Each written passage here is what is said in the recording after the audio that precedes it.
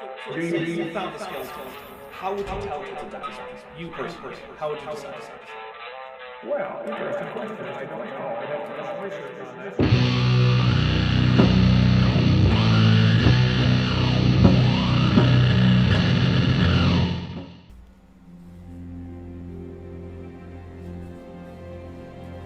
We're living on a disk, floating through space, with a tiny sun.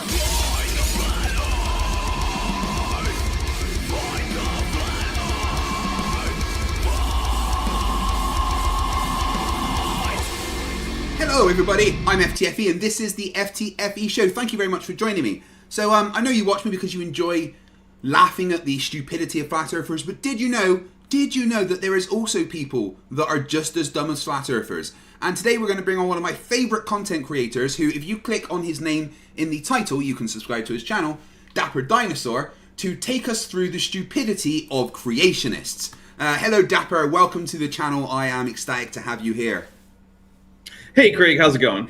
I'm absolutely fantastic. If you guys don't know, it feels Dapper weird is to call you also Craig, my not GM. Commander Shelby.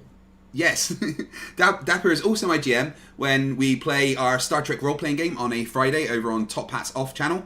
I am Commander Shelby after my promotion, and Dapper likes to try and get us all killed, isn't that right? Yeah, especially if you're being stupid, like deciding to shoot at the murder bots surrounding you. Or, you know, taking people hostage when I'm not supposed to. Yeah. Or blowing up a couple of solar systems. I'm sure that's going to only one on my watch, though. Yeah. One just happened off screen. It was fine. So on your main channel, on Dapper Dino, you mainly cover creationist stupidity, right?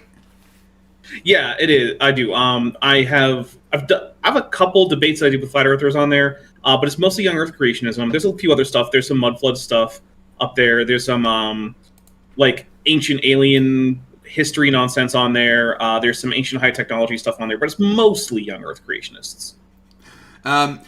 Nikki Louder in the chat says, "What does his shirt say? I can't read Klingon." Oh, it's I don't know, but if you can figure it out, let me know. Anyone, the first person to actually tell us in the chat what it means gets a cookie. There you go. And I'm not like Mr. Beast. I will actually give you a cookie. Maybe it'll be a Gloria, the fake Klingon cookies from my channel trailers for some of my videos. Tay seems shocked that you're an actual human and not a dinosaur. I'm not. This is a costume. Yeah, he's a dino wearing a human costume. I mean, it's clear. Yeah. I mean, look at the lifeless face and everything. It's just a mask. Yeah, this is clearly fake. It's so you know, obviously he needs to go out in public every now and then. And I've heard that getting on the human costume is a whole ordeal. So, you know, he doesn't do it. Once it's on, he leaves it on for a while just so he doesn't have to keep taking it on and off. Yeah. So I actually got this technology from Raxacoricophalopatorius. And if you remember how much trouble it was for them, that's about how much trouble it is for me, right? Yeah. So, right, creationists. The big question is, are they dumber than flat earthers? I'm going to go ahead and say no, they're not on average dumber, but it is a close call because many of the things that they say are a little bit harder to test. So, for instance, like if I was to say, hey, what's a test you could do to see if the Earth is flat? Literally me calling you and noticing that it's dark outside and it's light here and also that the sun sets, that's it. That's all I need to do. The Earth isn't flat. Okay. On the other hand, to figure out, like, okay, well, how do we know the Earth is 4.5 billion years old and evolution is real? I can't just go outside or call one person and see for myself if those things are true. So, to be fair to young Earth creationists, it is harder to test those things, and it is more important that you rely on things like actual research and numbers and, you know, genetic sequencing and all this stuff. However, many of the things that they say use the exact same fallacious reasoning that flat earthers use, right? They'll use the same fallacies. They'll use the same just distrust of anyone with or letters after their name, like PhD. The same, like, well, you just believe the government. Like, been indoctrinated. No. Right. So it's one of those things where, like, yeah, okay, to be fair, it's harder to find out for yourself that, you know, the Earth is ancient and evolution is real. But it's not that much harder. And also, yeah, they are just as bad at thinking. I mean, like, for me, the one thing I need to know about the age of the Earth is that lead exists. Right? Yeah, there would be far less lead if the Earth weren't so old, because the stable end of most isotope, or many isotope decay chains, and somewhere in lead, whether it be 207 or 208. Yeah, so something breaks down to something else until it gets to lead, which doesn't have the extra energy to break down to become really something else unless you wait like until the end of time. So the fact that there is quite an abundance of lead on Earth shows that what we're on has to be very, very, very, very old. So how and it's not just. Sorry, go on. It's not just the lead. We can actually see the entire decay chain, right? Yeah. So if you say, okay, there should be this much uranium of this isotope, then this much thorium, and this much molybdenum, or whatever else is in the decay chain. I don't remember the whole decay chain for like U-235. I used to, because I used to be tested on it in the Navy, but I don't remember it anymore. But yeah, you can like go through that whole list and say like, are the ratios correct? And there's actually one place where the ratios aren't correct if the uranium was just decaying normally, but they are correct if it had been an induced fission reactor, a natural one, and that's in Oklo, which is in Africa. And so basically people were mining for uranium, and they were like, hey, the isotope ratio is off here. And one of the hypotheses was like, well, maybe like 3 billion years ago, it was a natural reactor that was inducing fission. And so based on our knowledge of things like the the atomic decay law and things like that, radioactive decay, half-lives and all this, people calculated, okay, well, what would we expect to see in all the decay products and all the fission products and their decay products if this was a natural reactor? And we found exactly that when we looked at Oklo, which demonstrates, contra to what creationists say, that maybe these decay rates have changed over time. Well, if they were, then we wouldn't have found those exact predicted decay products and their decay products in Oklo. Yet we did. So they think the actual rate of decay has changed? Yep. What? So they don't all think this, but a large portion of them do. There was a study this project called the RATE Project, which stood for Radioisotopes in the Age of the Earth. And a number of young Earth creationists did it, mostly geologists from some of the big organizations like Institute for Creation Research, Answers in Genesis, and whatnot. And so they formed this team, and they're going to try to investigate how they could find a way basically around the fact that radiometric dating consistently gives ages that are far older than they think the entire universe is. And they basically failed. What they came up with was all the radiation that has evidently happened on Earth, in the rocks, in the geology of the Earth, would be accountable in about 4.5 billion years worth of history. But we can't accept that. So we're going to hypothesize exotic physics, by which they just mean magic, that accelerated the decay rate. And one of the things that's really fun is some of them, the smarter ones, have said, well, how will we accomplish this? Well, maybe the strength of the strong nuclear force was weakened in the past, which would get you faster decay rates on all currently radioactive isotopes. Yeah, but would also change the entire physics of the universe. Yes, it would. And also, it would create new decay chains that we don't see, because some currently stable atoms, or nuclei technically, would no longer be stable because of the weaker force, which means that not only would it change all of physics, but we would also be able to detect the products of decay chains that no longer occur because of the weakening of the strong nuclear force, which we don't do. So not only is that just invoking magic for no reason, well, because you want to be right, but also we can check to see if that happened, and it didn't. We've already figured that one out. Sorry, guys. It's a big parallel here with Bob Nadell, rest in peace, buying his gyroscope to disprove that the Earth rotates, turning it on, finding the Earth rotates. Ah, right, it must be magic energy from the heavens. Didn't they encase it in like a bismuth tube or something to see if they could block the heavenly energies? It didn't work. It didn't work. I love that their next one was like, well, yeah, but it's going in 3 axes. Shouldn't it be just one? And then everyone's like, only if you're at the pole or the equator. Oh, bless them. Bless their little hearts. Yeah, so basically that is another commonality. So you notice it in our flat Earth, right? Everything they come up with as an explanation for some phenomenon ends up contradicting some other explanation they have for a different phenomenon. Yeah. Right? That happens in young Earth creationism too. Yeah. They'll come up with like, well, maybe this happened, right? And it's like, okay, well, that doesn't work with your other explanations. So they'll say things like, oh, I know. The reason that the fossils come in this order that looks like evolution is actually because you're looking at the ordering of low elevation to high elevation, right? That's why it goes from sea to land. You're like, okay, but that would then require that you're actually depositing these things in that sequence. But the reason that you say that we have things like, you know, marine deposits, land deposits, marine deposits, land deposits, is because the flood was going back and forth in tsunamis and grabbing things from different elevations and mixing them. Which, okay, that doesn't work together. You can't have both. You have to pick. Yeah. Either the flood was gentle enough to segregate things by elevation, which still doesn't work, or it was so violent that you could mix everything up. But you can't do both. So, yeah, because of course they all also believe in Noah's flood as a literal event that actually flooded the entire world with water. Yeah, which just makes perfect sense, because all that water just, you know, came from somewhere, I guess, somehow. Yeah, that's another problem they don't really have a great solution to, is that there just isn't enough water to do that. Some of the things they'll claim is that the globe was just lower relief before the flood, so that the oceans weren't as deep and the mountains weren't as high, which lowers the amount of water that you would need to flood the earth in that case. What? Their evidence for this is that it would allow the flood to happen. That's it. That's their evidence for that. Is that it would allow the flood to happen. Well, this must be true, so the flood could happen. Yeah, look, if the Bible says it, it has to be true. So no matter what else we do, as long as it agrees with, and the thing is, not just the Bible, but their specific interpretation of the Bible. Because remember, their interpretation of the Bible is not like the majority Christian, or in the case of Genesis, like Jewish interpretation of these texts.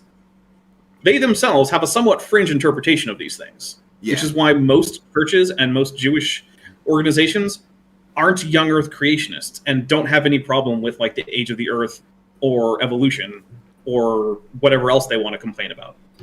Like most Christian and Jewish organizations are like, yeah, no, you can believe in evolution in the old Earth. That's fine. Science is okay. So, yeah, £5 says, so the results of the tests that the creationists performed matched the scientific consensus on the age of the Earth? I wonder why. Curious, right? It's so strange. Yeah, and so, but also they'll just resort to flat out lying. One of my favorite examples of flat out lying is there's a guy from Australia named Andrew Snelling. I think he actually retired this year from being a creationist nonsense guy, which is actually a job you can get like a salary at, because there are well-funded creationist organizations, unlike the Flat Earth. You can actually be like a salaried young earther with a like actual retirement plan and healthcare and whatnot. Yeah. So at least here in the US you can. But he was trying to claim that these folded sediments in the Grand Canyon were actually folded while they were unlithified. That means while they were still like soft sediment. Also, sorry for weird things. The sun is coming in through a window, and I just assumed it was disturbances in subspace behind you. Oh yeah, okay, that's it. Yep, subspace disturbances. Yeah.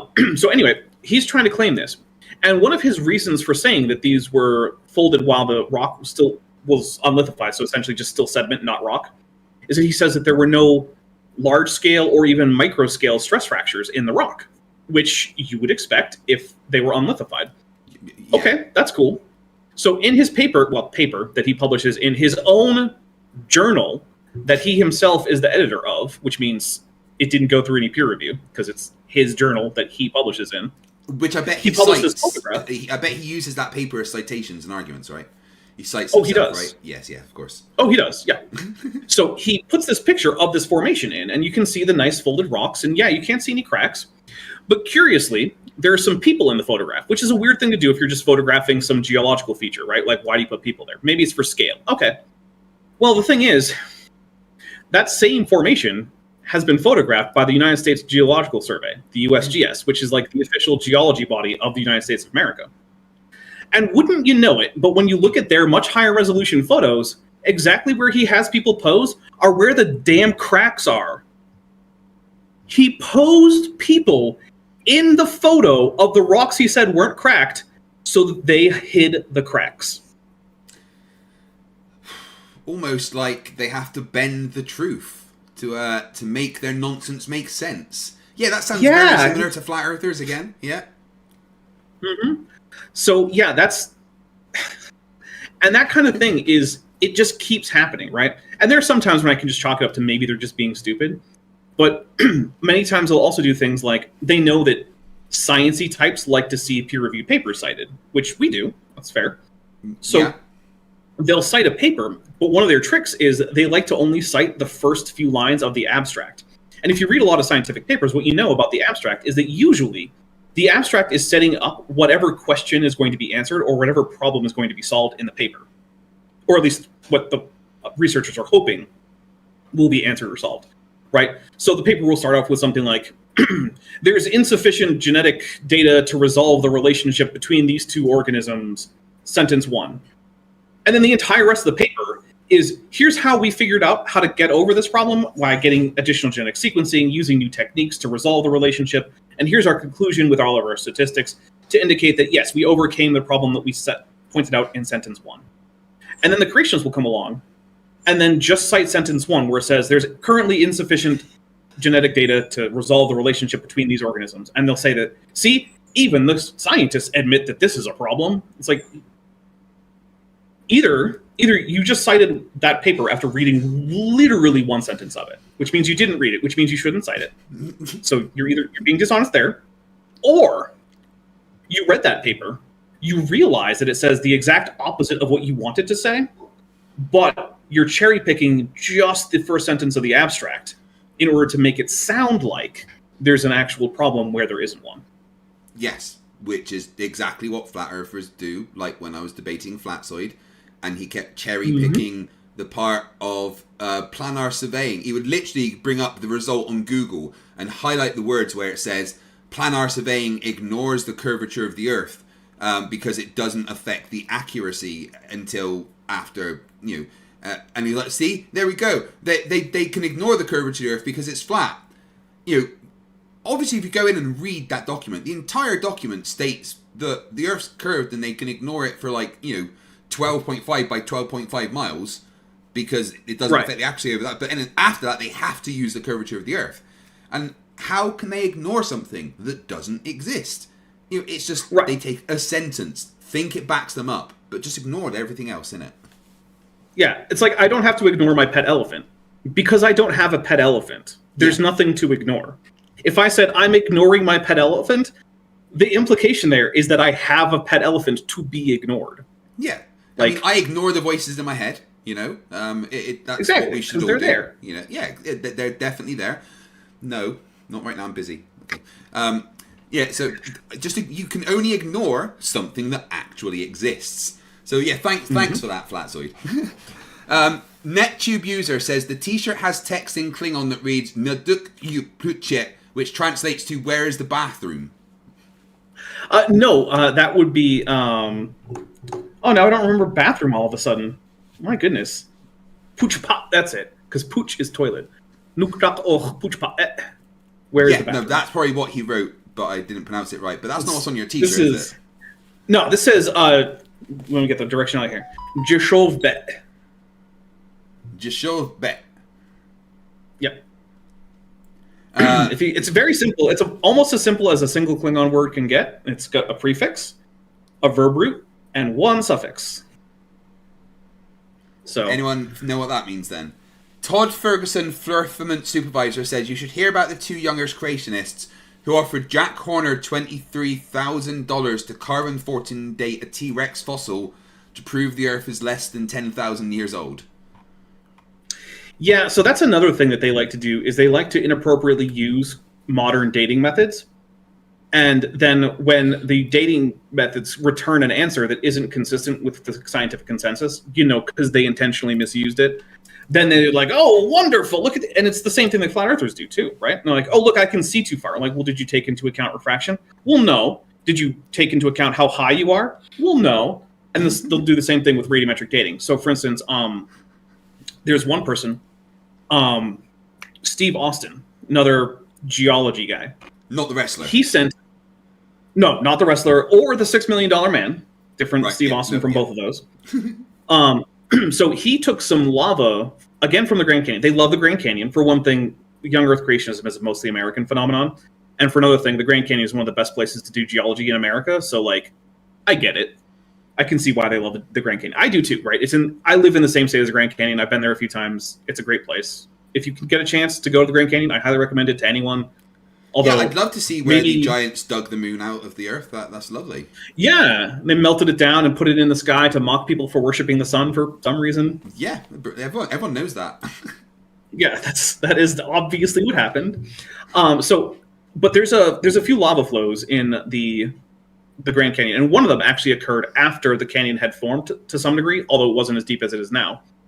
And so it's an interesting lava flow because it can help date certain layers of the Grand Canyon, right? Because anything lower than it is going to be older, anything higher than it is going to be younger, because lava doesn't just kind of flow in the middle of rocks, right? Because it's extrusive, which means it formed on the surface of the Earth. Okay, cool. So he takes a few different samples of this lava, and he sends it to a lab in Massachusetts that no longer does this kind of testing. But when he sent it to them, on the paperwork that he had to fill out to have it tested, there was a warning that said that they could not test rocks with an estimated age that was below about 2 million, if I remember correctly. And these were rocks that were formed on the order of like hundreds of thousands of years ago. So no one thinks that these rocks could be tested by that lab. And so what that means then is any date that they return that's under that 2 million threshold is just them reading 0 plus whatever noise is in the system. Yeah. Because all of their dates are just, okay. So out of his, I think, 5 samples, and the exact number of samples I would have to double check on, but I think it's about 5 samples.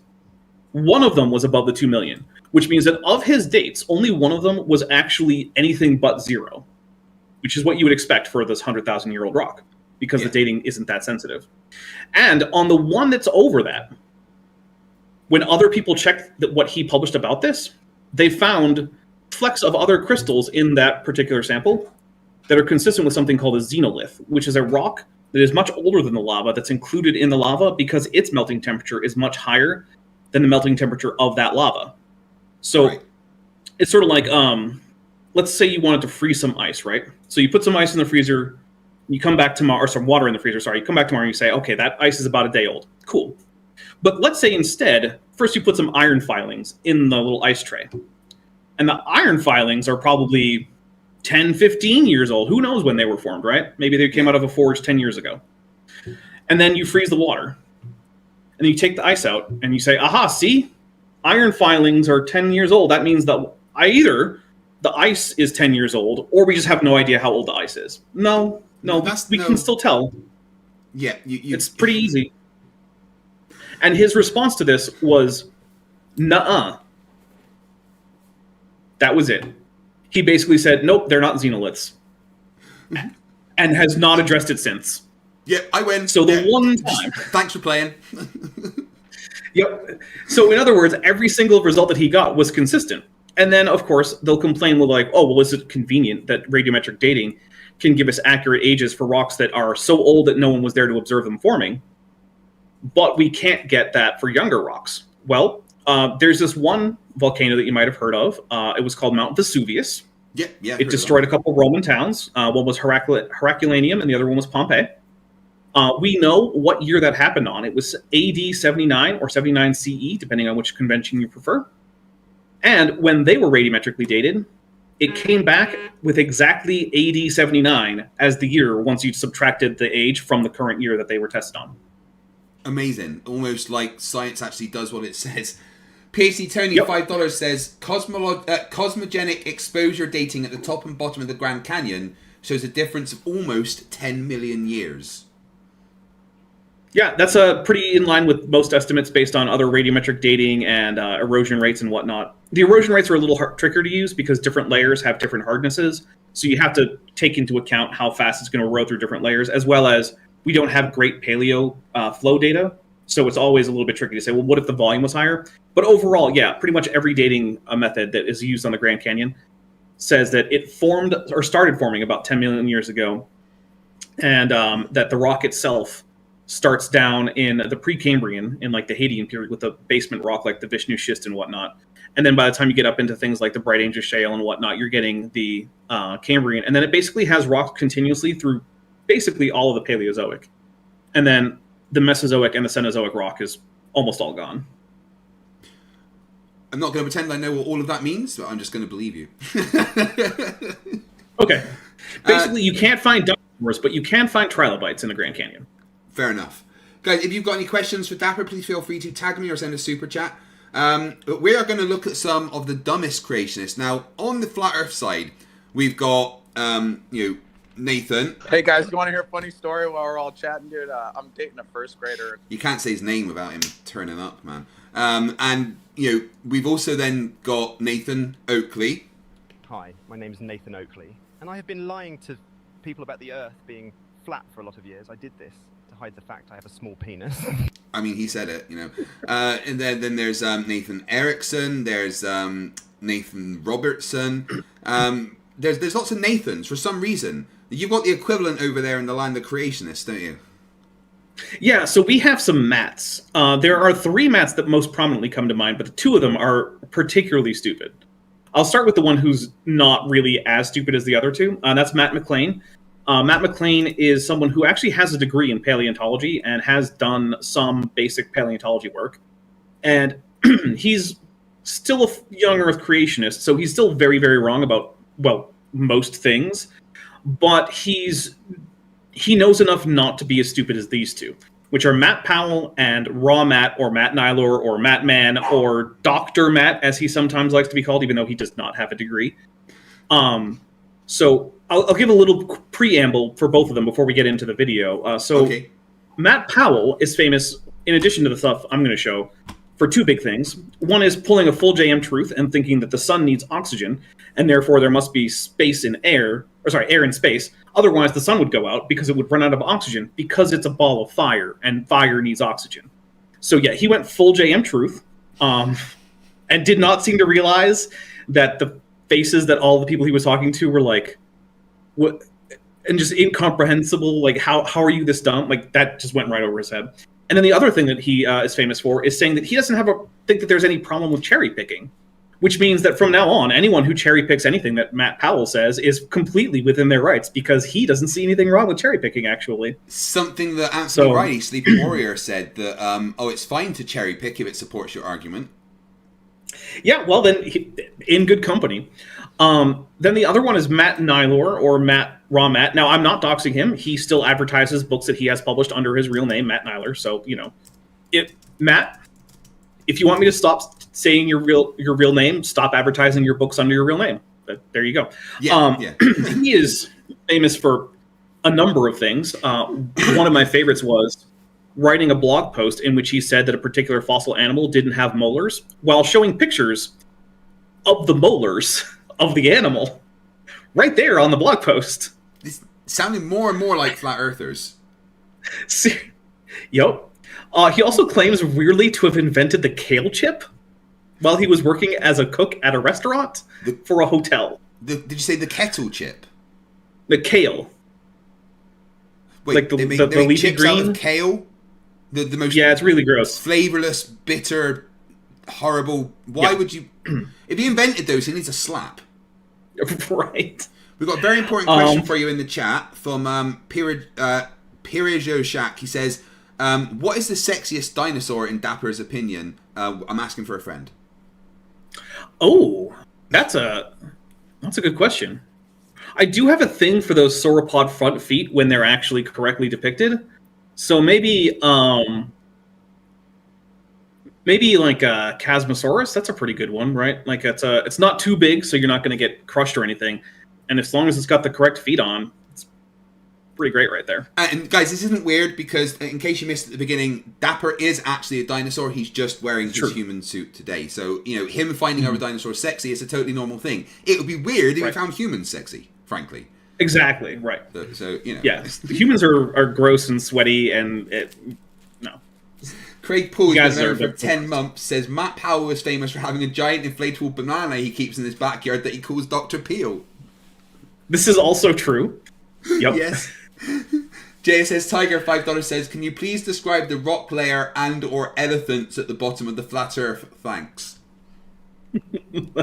I mean, I would presume that it would be some kind of igneous rock that is held up, of course, by elephants, and then those elephants are held up by further elephants that are lower than them, and then that's turtles, and then it's just turtles all the way down. All the way down. All the way down. All the way, Yeah. right. All the way. The- Just like Jadzia's spots, they go all the way. Jadzia. Rest in peace. Ew, Ezra. Yeah. Jadzia. So Raw Matt is also famous for a few Ezra other grew on things. me. By the end of DS9, Ezra grew on me. By like the last Yeah, few episodes, she busted out some heroic shit, sorted out her weirdness with Worf, and she kind of grew on me. But she was no replacement for Jadzia. Yeah, it's true. So Raw Matt is also famous for a few other things. One is that he put up on his website a link to a PDF that itself was purporting to be a paper published by PLOS One, which is a online open access peer reviewed journal. It's a real journal that publishes, like real scientific papers. And he had the watermark for the PLOS One journal up at the top of his paper. He had a DOI link, which is something you find on a lot of scientific papers. Basically, it allows anyone to find the exact document that links to it. That DOI didn't work. It didn't go to anything. PLOS One did not publish this. The paper didn't even fit their formatting guidelines. So if he had submitted it to them, it would have been immediately rejected just on the grounds that they're not even going to look at it until he can do things like align the text to the left Did instead he of the lie? center. It's almost like there was a mistruth. Yeah, so he was called out about that, and I have a video talking about how Raw Matt has committed academic fraud, which, in case you're wondering, is not the same thing as legal criminal fraud, and it is not the same thing, although I had a number of young Earth creationists say, you can't just accuse people of crimes, that's slander. I was like, I didn't accuse anyone of a crime. Academic fraud isn't a crime, it's just a misdeed, if you will. Yeah, it's just being a bit of a dick. Right.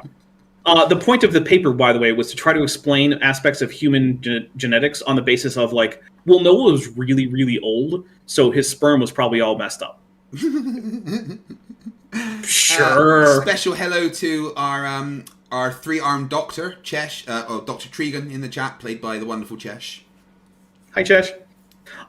Let's see. What are some other good ones that he has come up with? Oh, he's also famous for mocking and celebrating the death of a science communicator who had cancer and who hid that for most of his public life.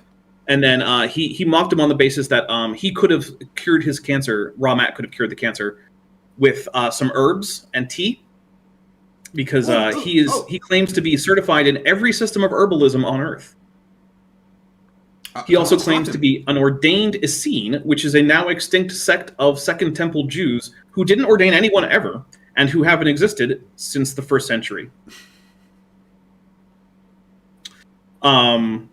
Yeah, he's also been caught numerous times deceptively editing videos, including debates. Of course, this is Matt Powell has too. So Matt Powell has numerous times edited his debates to cut out good points from his opponents so that you just don't see them happen. Yeah, so when you that compare happens quite a lot to his version, it's so much like flat earthers. Yeah, it's weird how many commonalities there are.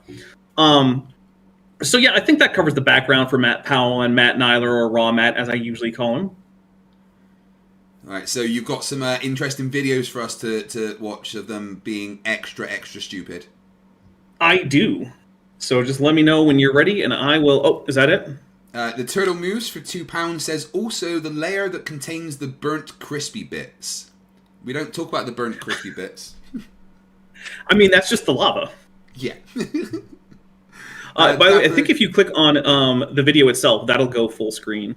Dapper Dinosaur, Firminger MSC says, Dapper, if you're going to list at least one of Romat's idiotic statements, tell FTFE about pre-Yiddish.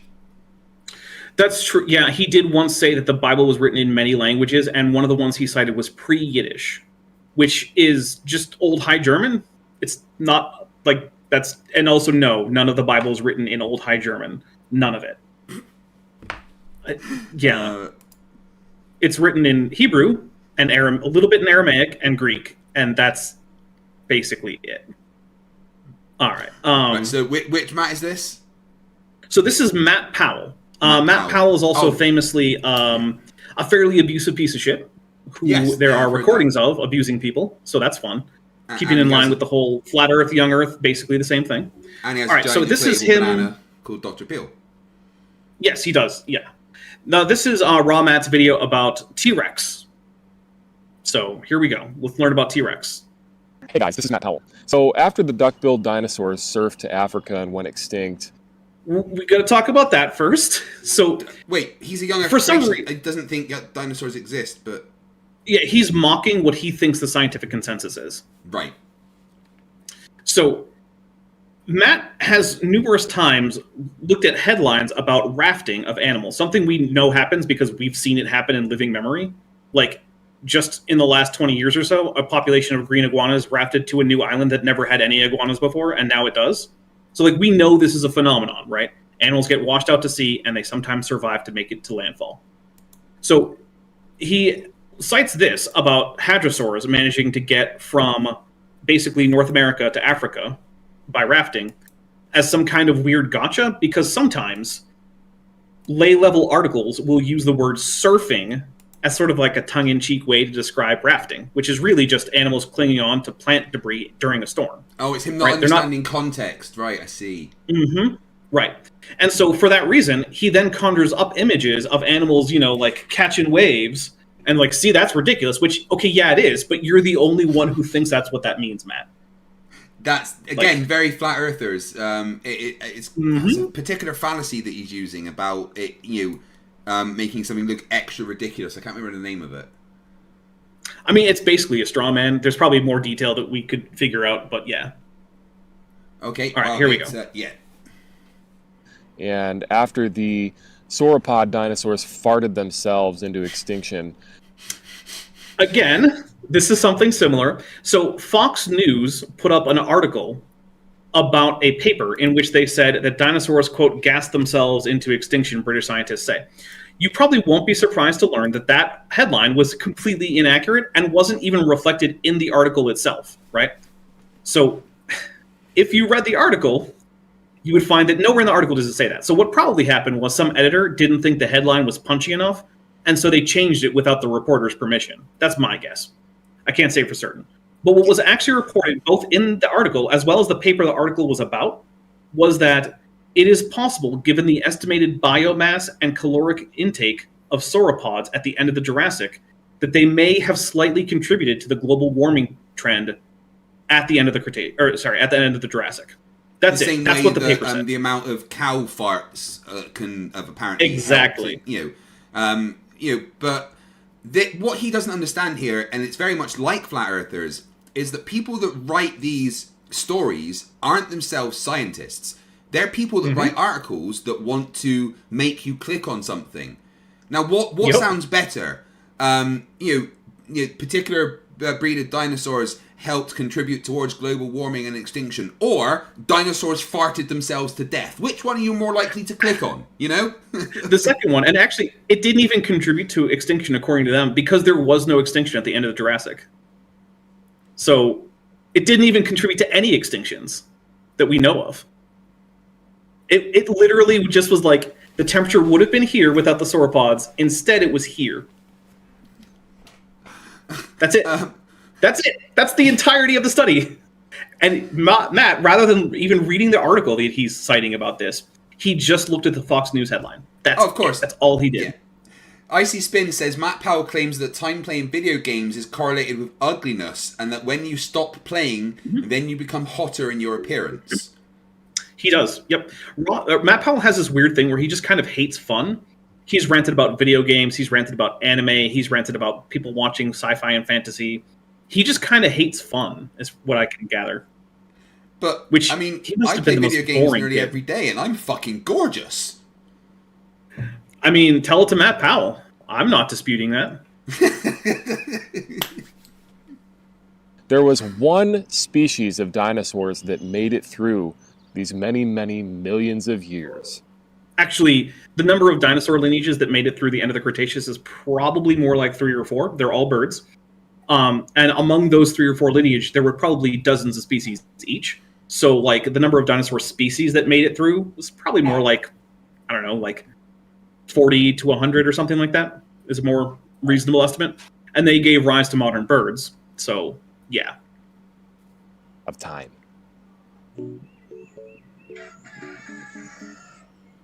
And now they taste delicious. They do. In fact, actually, I like chickens. I think they're cool. You know, I've never owned my own chickens, but like, I don't know. I like they're just fun animals. Plus, they're great garbage disposals, right? Any food scraps that you have, they will turn into eggs. Yeah. Which is pretty wonderful. I do find it interesting that, you know, scientists kind of got what a lot of dinosaurs, popular ones, looked like completely wrong. You know, you think of what the T-Rex in Jurassic Park was like, but the T-Rex would have basically been a big chicken. That's probably less true for the T-Rex. So we have some skin impressions from T-Rex, and they don't show feathers. And a lot of that probably has to do with how big T-Rex was, because we know that some of its close relatives, like Eutyrannus, did have feathers, but they weren't pennaceous. So the thing that looked more like a big chicken was probably like Velociraptor or Troodon, right? Things like that. Yeah. So do you think that a T-Rex looked like a big lizard, or do you think it would have had more bird features? So it had some bird-like features. So, for instance, its legs were very, very bird-like. So it probably had very bird-like feet and legs. Its lungs were probably very bird-like, because we know that avian-style respiration goes back at least into like Tetanura, which is a large group of most meat-eating dinosaurs that you've ever heard of are Tetanurans. The only exceptions are like animals like Carnivores or like Ceratosaurus, but like T-Rex, Giganotosaurus, Spinosaurus, Velociraptor, Allosaurus, all of these are in the group called Tetanura. And one of the features that seems to be common to a lot of them, or all of them really, is a bird style of lung. So it probably breathed like a bird. It might have sounded a little bit like a very deep, like a registered bird, like maybe like an ostrich, but probably even deeper. That sounds terrifying, if I'm honest. Yeah, I mean, ostriches can make some scary sounds. They're kind of like deer, where like if you don't know what they sound like, you'll be surprised by the kind of weird sounds they make. I remember when I found out what deer sound like, as a kid, obviously, and I was like, really? That's kind of scary for an animal that I don't normally think of as very scary. Yeah, a lot of animals make really horrible noises that you don't realize. Yeah, I've removed a lot of music from this, so the audio is going to be a little uneven, and I muted some of it because, well, it was Nintendo music, and I didn't want any copyright problems. Okay. So. Yeah, Matt has a tendency to put copyrighted music because he mostly gets donations. He doesn't rely on things like Super Chats or AdSense or anything. So he doesn't care about monetizing his videos directly. He monetizes them through people donating to like his cause because it's a religious thing. Yeah. And yeah, so. So this is what evolution actually teaches, is that T-Rex dinosaurs turned into lunch at KFC. Which is not true. Tyrannosaurus actually evolved long after birds had already evolved. In fact, after presumably like real crown birds like we have today had evolved. We know that they evolved after the chicken and duck group split off from other birds. So we already have the group that contains chickens and ducks is called Galloanserae. And we have such birds in the end Cretaceous when T-Rex lived. So basically, birds like chickens had already evolved by the time T-Rex evolved. T-Rex went extinct at the end of the Cretaceous and has no living descendants. It is related to the ancestors of birds, but it is not. I know where he got this from, though, and it was a website for babies that said that T-Rex evolved into chickens. And season 6 of Red Dwarf. Well, okay. But yeah, it was. He showed it on screen in one of his other videos. It's down now as far as I can tell. But back when it was up, it was literally like for 2-year-olds. It was for parents to read to their babies. And that was the source that he went with for this claim. I mean, you could say that the same as us and chimpanzees have a common ancestor, T-Rex and chickens have a common ancestor. Yep, much farther back, but yeah. Yeah. Yep. The relatedness between T-Rex and a chicken it's a little bit closer to like the relationship between a human and like a platypus. They're really not that similar. Yeah. But there is a relationship. We're both, humans and platypus are both mammals, and chickens and T-Rex are both dinosaurs. In fact, they join at Coelurosauria, which is about as far back as the common ancestor between humans and platypus. And so that's what evolutionary theory is. And, obviously evolution teaches a lot of weird things. But Maybe. if you look at the anatomy of a chicken, oh, good grief. Even the chicken doesn't like So you, if you- Matt. Yeah, I love that even the chickens hate him. But they know. They know. They're stupid, but they're not that stupid. Like, this guy is stupid even for us, and we're chickens. Look at the build of this chicken. You can see that it clearly descended from a T-Rex. Which, again, no. Not really. You can see how in a T-Rex they had short, stubby arms.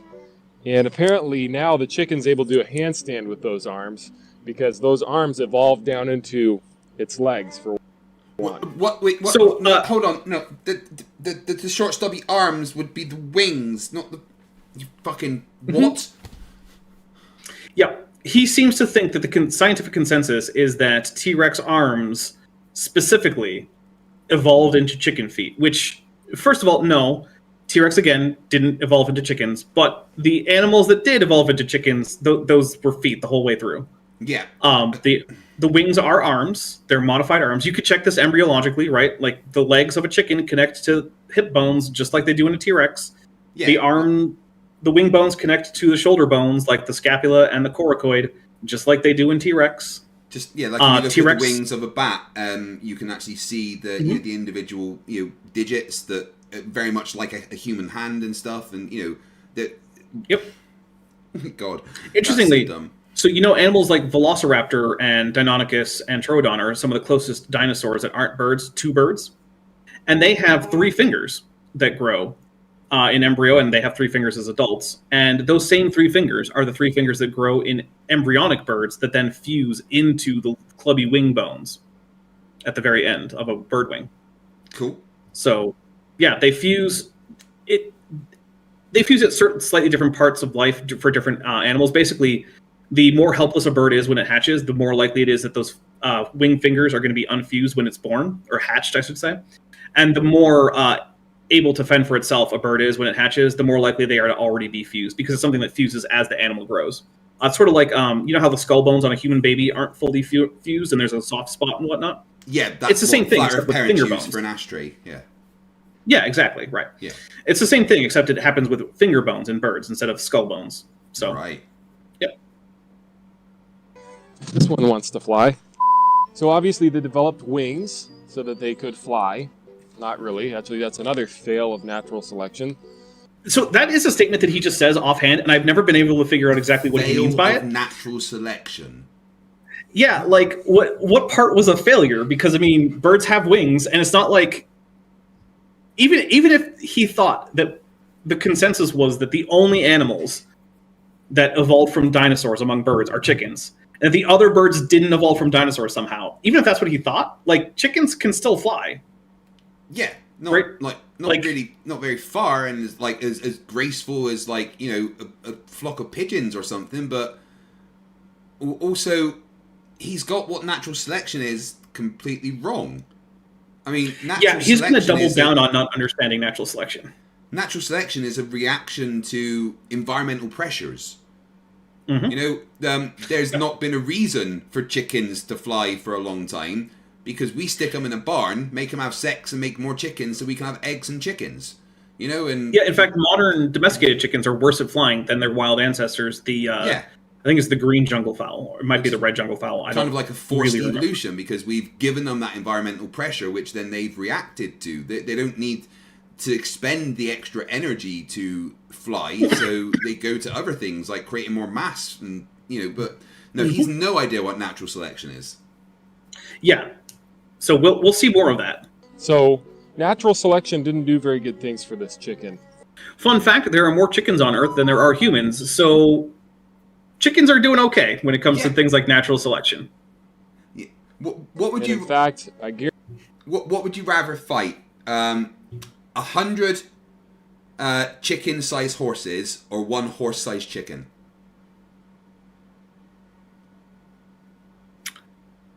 Chicken-sized horses. 100 of them. Yeah. Yeah, just keep kicking. Yeah, well, here's the thing.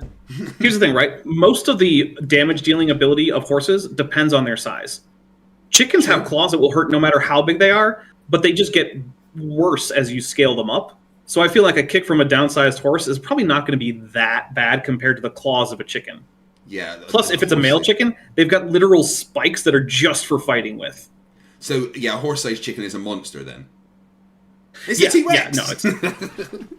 Yeah, I would definitely take the 100 chicken-sized horses. Mm-hmm. I still would lose. I would probably still lose either fight, but like, I would probably last longer. You with take the some with you. Yeah, exactly. Guarantee you, she's scared to death of me, and that's not really how a T-Rex would be if it was truly survival of the fittest and only the strongest survived. See, there's another problem he has with natural selection. When creationists hear survival of the fittest, which I don't actually like as a phrase anyway. Yes. In fact, most evolutionary biologists don't like it as a phrase anyway. It's a bit misleading.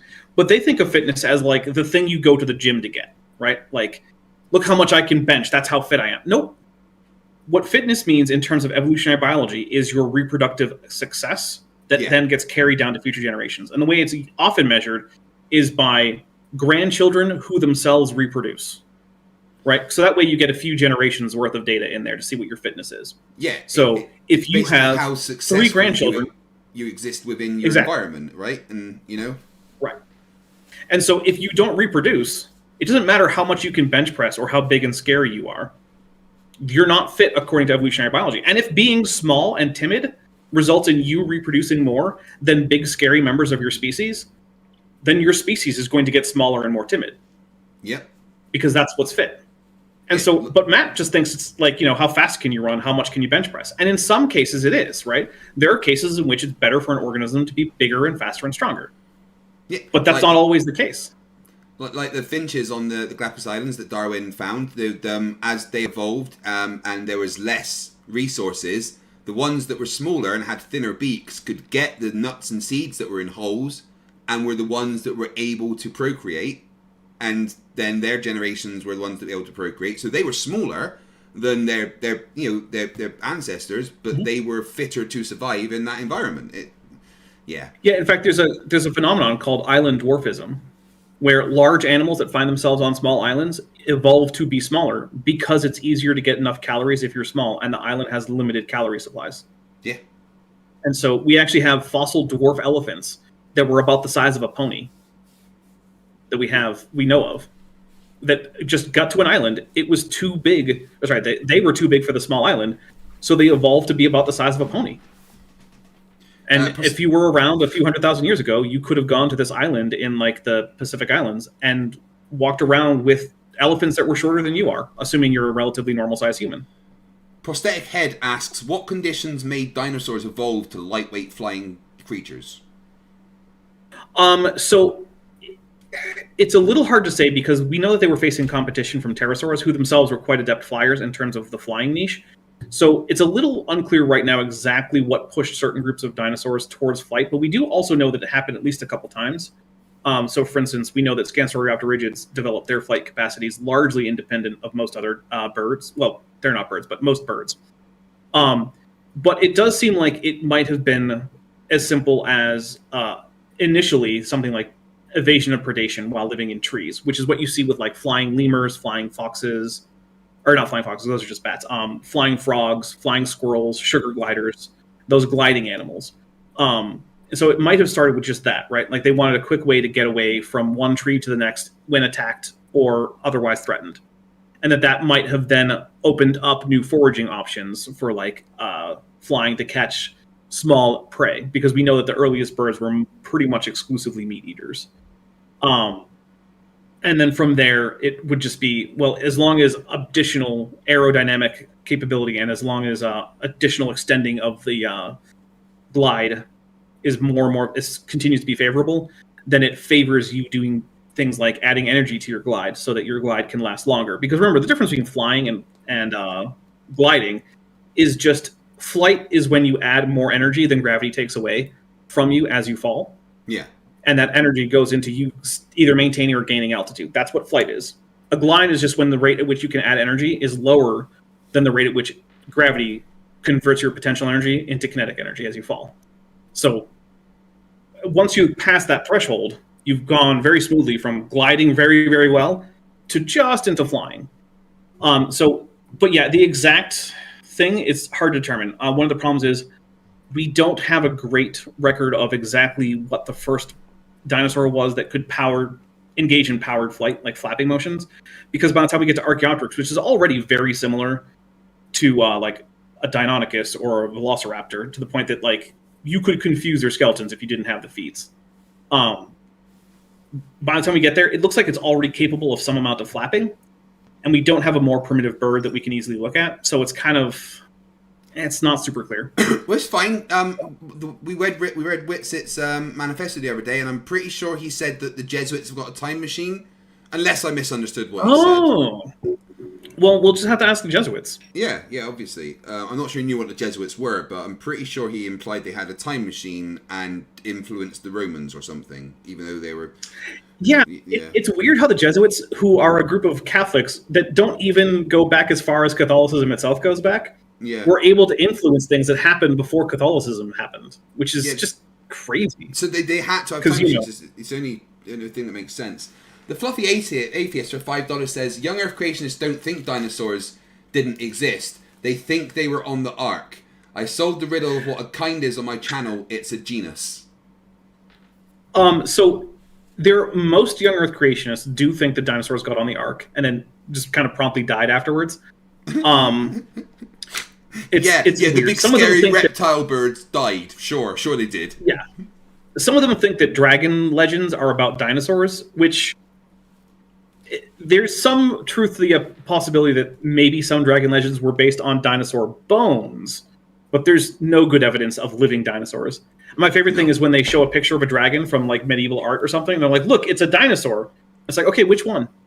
And nothing. They don't have anything. Or sometimes they do have something, and then you actually look at the real animal and you're like, those don't match up. Another one of my favorites was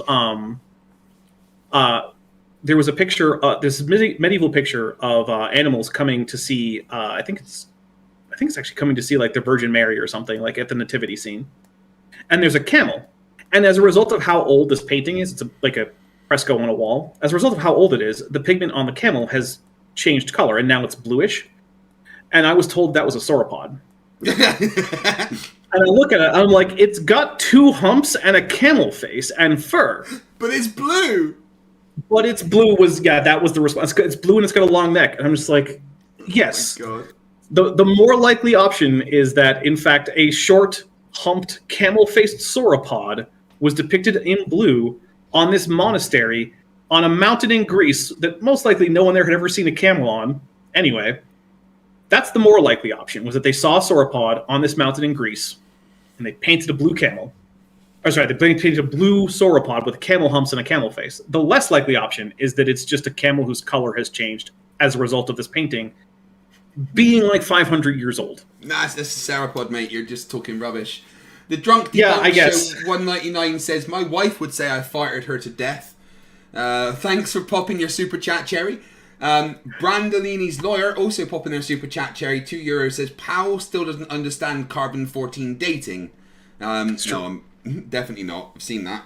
None of them do. Spin 199 says, what dinosaurs survived the mass extinction? So we don't actually have a species list, but we know that at least 3 to 4 groups of birds survived, and those groups of birds themselves have a divergence time which probably stretches into at least the late Cretaceous.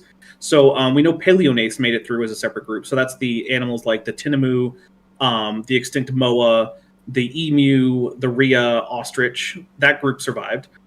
We know that Galloanseri had already evolved by then, which means that we know that the ancestors of chickens and swans and geese and grouse and partridges and whatnot, that's that group.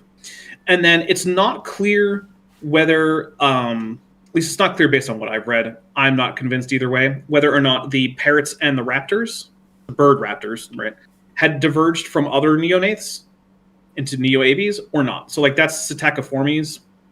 So it's a little iffy as to whether or not those two had diverged by the time of the end Cretaceous. I think they probably had, but like I'm basing that mostly on vibes because the data that I've seen have not been completely conclusive. Then again, it's not exactly I haven't read every paper on the matter.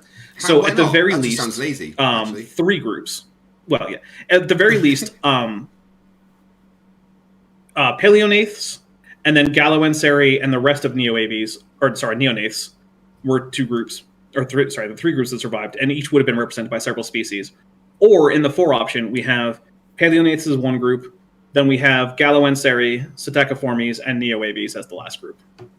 Well, there you go. Thank you very much. CJ Lamerix gifted 5 memberships. Thank you very much.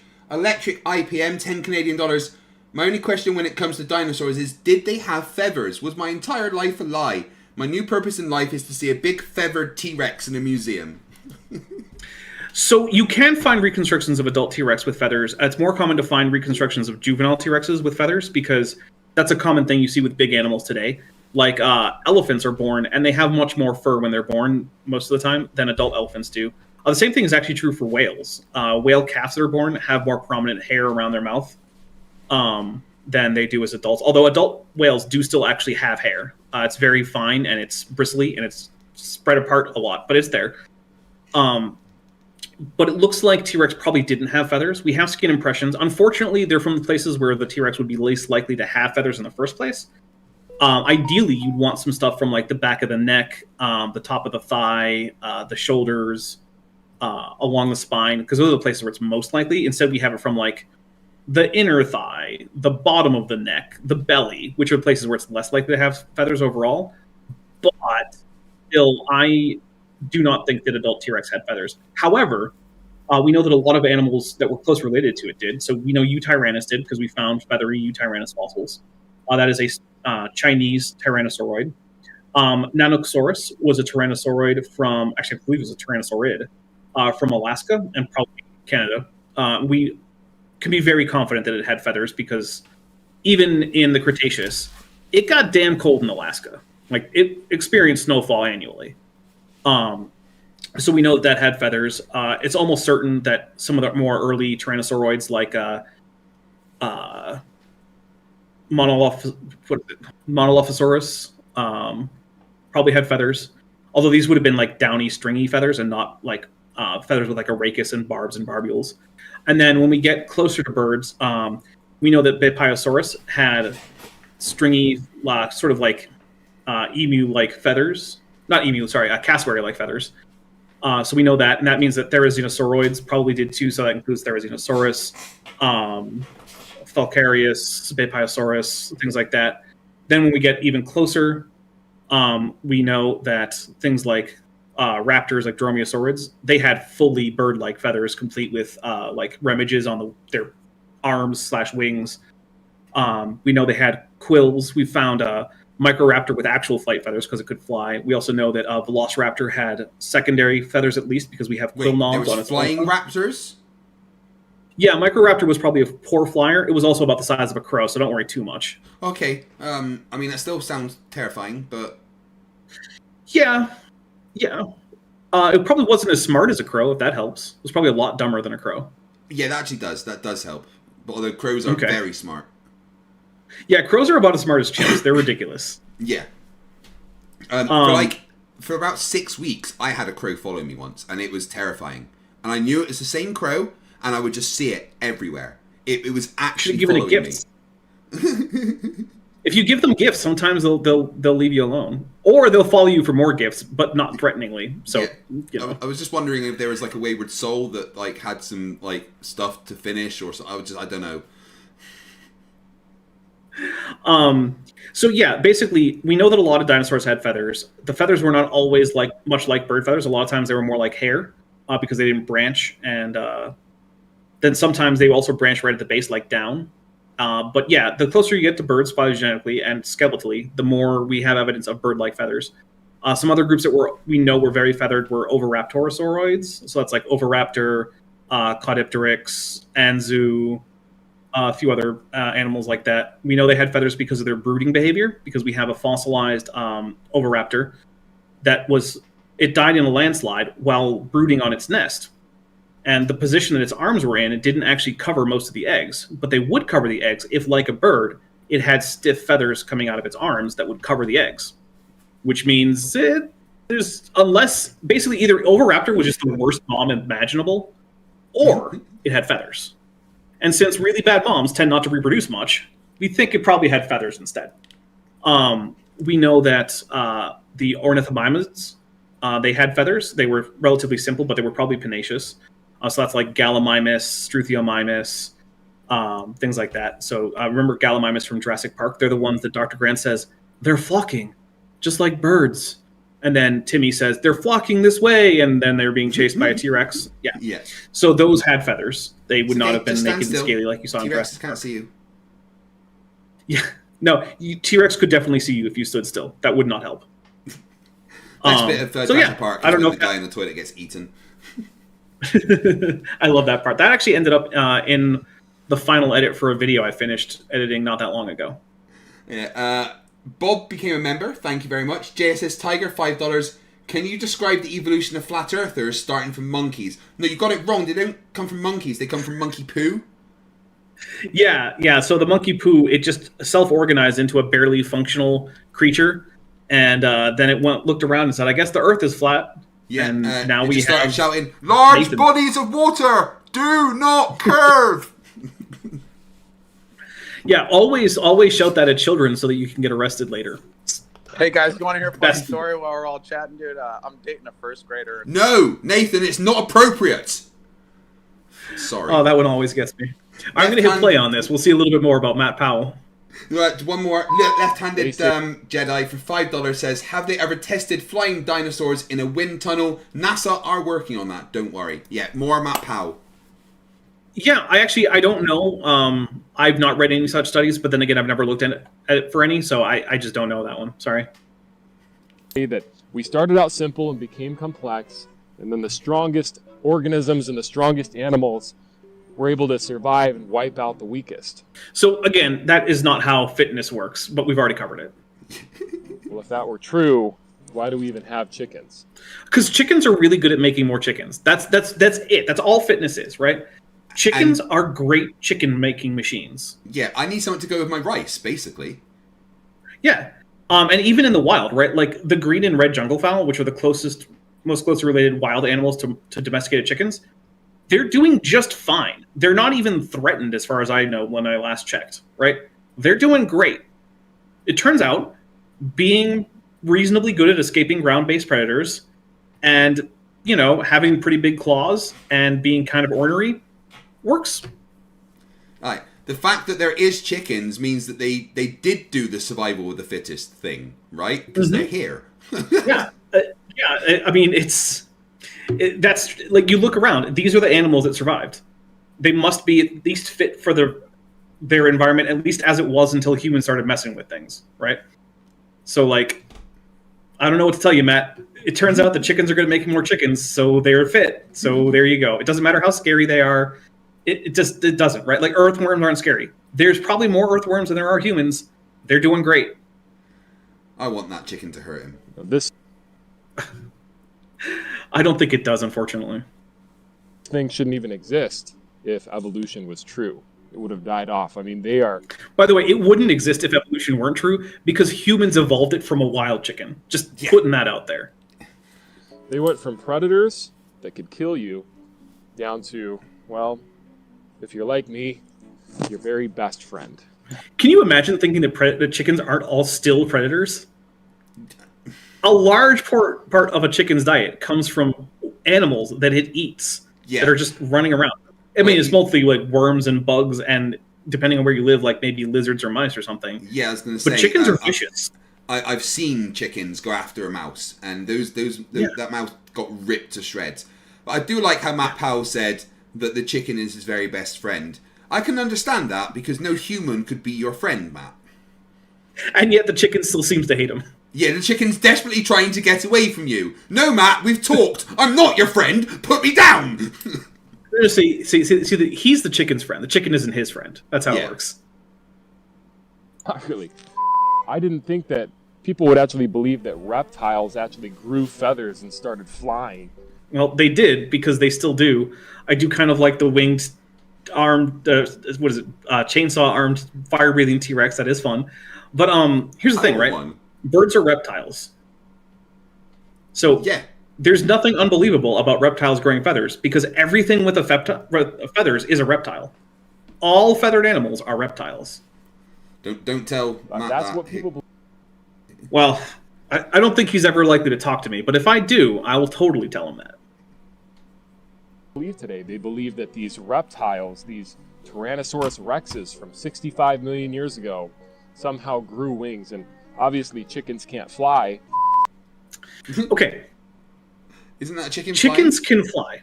You ever heard the phrase "flew the coop"? Yeah. That's literally based on the fact that sometimes chickens will fly out of their coops and you can't get them back. They might not be the best flyers, That's why but they can fly. Yeah. Right. And him showing an example of a chicken falling off of a roof, basically, doesn't negate that. Because, hey, Matt, how'd the chicken get on the roof?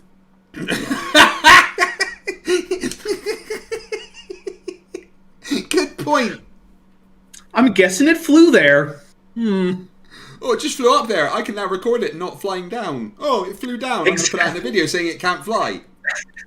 That's another flat earth thing. Like, hey, I get how this thing is consistent, but, like, how'd it get that way?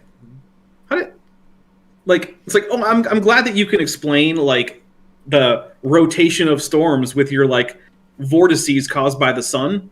Yeah. How come they can't cross the equator? And how come the directionality doesn't change based on the season? And how does the sun do that magic thing you've just said it does to make those vortices? Yeah. Yeah, it's like I said, like, you're just cherry picking. Because obviously this chicken flew up there and now it's flying down, but you're only going to show me the down part. Mm-hmm. Good job, Matt. Are you telling me a plane isn't flying when So it's coming down to an airport? Yeah, actually, landing planes disprove the possibility of human-powered flight. Mm-hmm. Well, there What's we go. actually happening is that all those airplanes are being loaded into trebuchets by NASA and launched into the air with a trebuchet. I mean, and then air they flight just would be a land. lot more fun if that was the case, if it was just literally eating people. Right, guys, hold on. Just white knuckle the whole trip. Oh man! As you reach the peak, everyone starts floating. Yes, because it's just a parabola. It can't be anything else, at least at that point. Oh. That's the thing. If you're an evolutionist and you're looking for dinosaurs and you want to find dinosaur bones, look, you could find some live ones today. Yeah, that's true. Those are dinosaur bones. But the thing is, if what you want to study is non-avian Mesozoic dinosaurs, studying avian Cenozoic dinosaurs, which is what we have now, doesn't help, right? No. It's like saying if you think that humans evolved from apes, then why are you trying to look for ape ancestor bones when you could just look at human bones? Because those aren't the ancestors. It's like that's the point. They'd be like, flat earthers also don't believe in evolution. And they'd be like, well, if we evolved from monkeys, why is there still monkeys? Oh, that's one of my favorites. And the answer, of course, is just that evolution is about branching. Yeah. And things that branch don't ever reconverge after they branched far enough.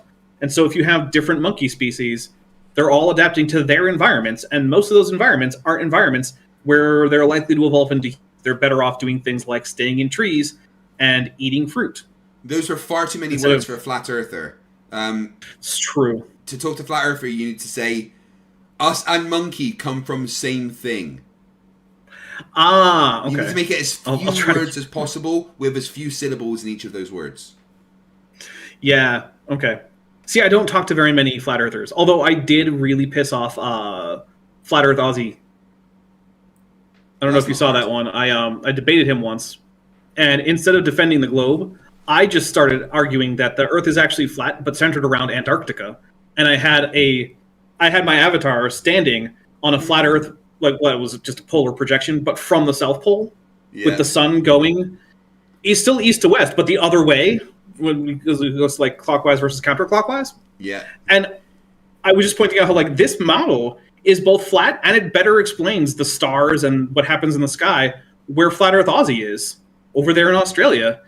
And he's like, well, that's just a ridiculous model. I'm like, why? Because of course he has no reasons that don't equally apply to his model. It's ridiculous, but don't ask me why. He actually got James to actually jump in as a moderator and make me decide to drop, or told me I had to drop the Flat Earth model and actually argue for the globe, at which point I just switched to spherical excess in surveying. But like, oh man, Flat Earth Aussie Jesus was not happy that my argument was just It's the South Pole at the center. Prove me wrong. Yeah. All right, sorry. Let's play like- again. Right here in my hands, I actually hold proof of evolution. I mean, in as much as any animal is, yeah, you do. Hold still. Hold still. So evolution actually teaches that these chickens were descendants from T-Rexes that existed doesn't. 65 plus million years ago. They're the only species that... Is that a shot from Tammy and the T-Rex? I'm only now connecting that. Yeah, it looks too bad to be Jurassic Park. I think that's the T-Rex from Tammy and the T-Rex. Wow. Okay.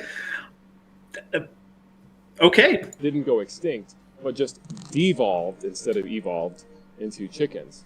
And Which isn't a thing. There's no such thing as de-evolution, right?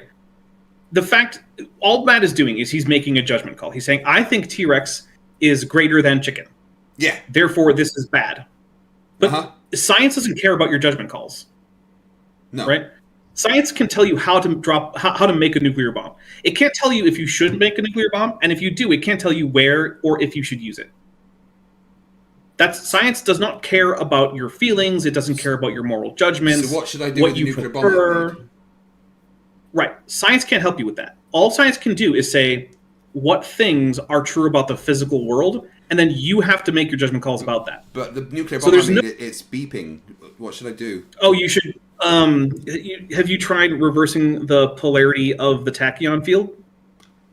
There's a button for that, actually.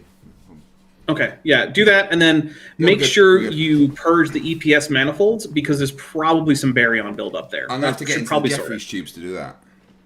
Oh, okay. It actually does remind me of one of my favorite weird things in Star Trek, which was the episode where they do the baryon sweep.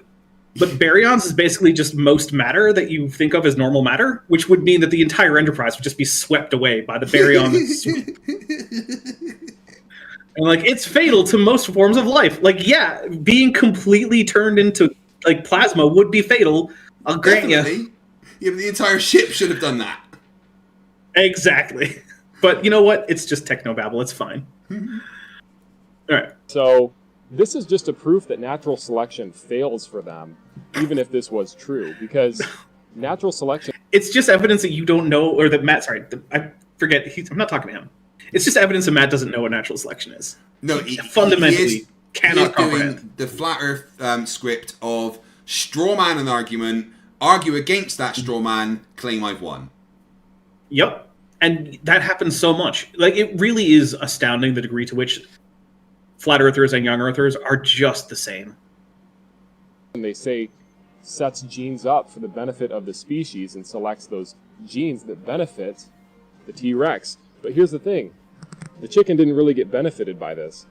There are probably more chickens right now than ever existed, than the number of T-Rexes that ever existed in the entire history of the species. Yeah, I was going to say, there's a lot of chickens. They've done pretty bloody well. Yeah, so there actually was an estimate recently that came out as to approximately how many T-Rexes probably ever existed.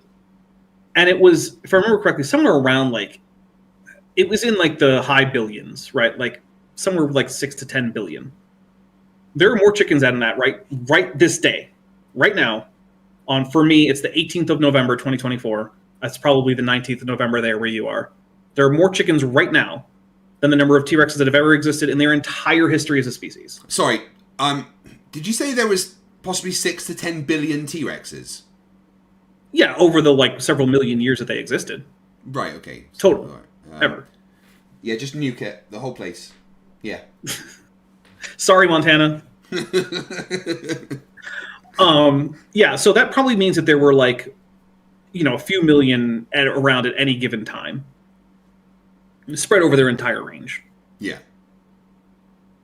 In fact, the chicken went from being a predator in evolution theory to one of the biggest preys that are out there in creation now. They constantly have to put up... Hey, Matt, most predators are also preyed upon. It's very few predators that don't have their own predators. fences and stuff to keep these things in and keep them protected from animals, because otherwise they're going to get destroyed. Yet that's domesticated chickens, which again are the result of evolution that humans caused. What does Matt So to think say would that- happen if there was like 20 chickens and one wolf? I don't know. I don't think he's ever thought about it. I don't think that wolf would come off very well. It depends on the chickens. So if it's chickens, just hens, it'd probably be okay. If there's a rooster in the mix, or even worse, if there's more than one, yeah, no, that wolf is going to have some injuries. Because chickens, like hens, actually rely on roosters in their social order to do most of the defense. Yeah. So chickens tend to run away. Roosters tend to just attack because, well, they're full of testosterone and piss and vinegar, and they have giant heel spikes that they drive into each other in battles for dominance. Sounds like my average Saturday night. Look, don't tell the cops that you go to cockfights on Saturday. The greatest creature of all time, the T-Rex, the most fierce animal. The greatest creature of all time? Yeah, according to you, maybe. Yeah, by what metric? Evolution doesn't care. What metric makes it the greatest creature of all time? Did it? Matt Powell really likes it. Did the T-Rex have Netflix? No. Therefore, we fucking win. It's true. Well, devolved into a chicken, and people actually believe that? No, Matt. No one actually believes that. I guess I can't say no, and there might be some crazy person out there, but like that's not the scientific consensus. It's not a broadly accepted idea. Generally speaking, it is not believed by people that T-Rex evolved into chickens. Folks, it just goes to show that evolution theory is a complete joke on all fronts. It's a complete joke and a fraud. Anybody who just takes a moment to consider what evolution actually teaches about dinosaurs in general, it just goes to show the facts are on our side. And the fiction fairy tales are on the evolutionist side. The facts are on your side. Brilliant. The facts that you don't understand have no basis in actually what they really are. The things that you've just made up mean that you are the one with the facts. Yeah, maybe facts mean something different to you, Matthew. Yeah, can you see how I'm like, yeah, this really is just flat Earth for a different demographic. Yes. That natural selection is proof that the strongest survive. But here's also, I don't know why we're doing this other shot that's color graded, but that's what was in his video. the thing. 65 million years ago, if evolution were true, this would be your worst enemy right here. This thing would have eaten you alive for dinner.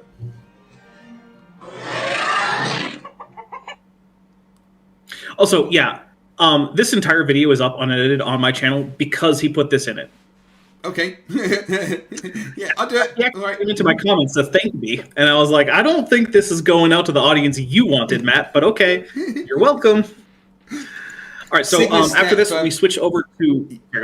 Yeah, go on. I'll just quickly catch up on the super chat. Signa Step, $5 says, please tell Plan and Walk the pronunciation of my name is Signa Step. No, it's not, but okay. It is, because I've told you it is. But thank you very much. Dihydrogen monoxide for £5 says, what wind chill of -8? What the hell is wrong with the weather? Honestly, I do not fucking know. Like 2 days ago, it was quite pleasant, like 12, 13 degrees C, right? I was even thinking of hanging the washing out. I got this morning, it's like someone's turned a switch and it was fucking -12. So what the hell? You should make negative temperatures illegal. Yeah, absolutely. Tovio Primataki for €2 says, how good is the vision of a dinosaur as compared to a human? So, I mean, it's going to vary, right? Not every species is going to have the same degree of visual acuity. Let's say T-Rex. But it's also hard. So, T-Rex we know was actually pretty good. We can say that for one big reason. It had binocular vision like a human does. So if you looked straight on at the face of a T-Rex, the eyes would be facing you. And that really only happens in predators that use their vision to hunt. And predators that use their vision to hunt usually have pretty decent vision. So we know that T-Rex probably had very good vision. But overall, it seems like they probably none of them that were in the Mesozoic, in like the Cretaceous, Jurassic, Triassic, probably none of them were as good as like a hawk or an eagle. But we also know that pretty much all birds have pretty good vision, in most cases better than human vision, with very few exceptions. And since it's common to basically all birds, it's probably also something that was around at least in the theropods. It would be that most theropods probably had better vision than an average for a human. We also know they were mostly diurnal, and mammals were mostly nocturnal at the time. And what that means is that dinosaurs just had more light available to them, so they were probably more vision dominated than mammals were, who are mostly smell dominated. Humans are a weird exception because primates are weird with that. But most mammals have poor vision and better smell. Humans are the odd bunch. Well, primates are the odd bunch there. But then again, there's also things like how good vision did like Stegosaurus or Ankylosaurus have? Probably not that great because they didn't likely need it. So the plant-eating like ornithischian dinosaurs probably had worse vision. Unfortunately, we just can't say for certain how good any given extinct dinosaur's vision was because we're not going to find their eyeballs. So, Oh. Yeah. I know, it's sad. Oh, yeah, so Matt is definitely stupid. Have we got more Matt?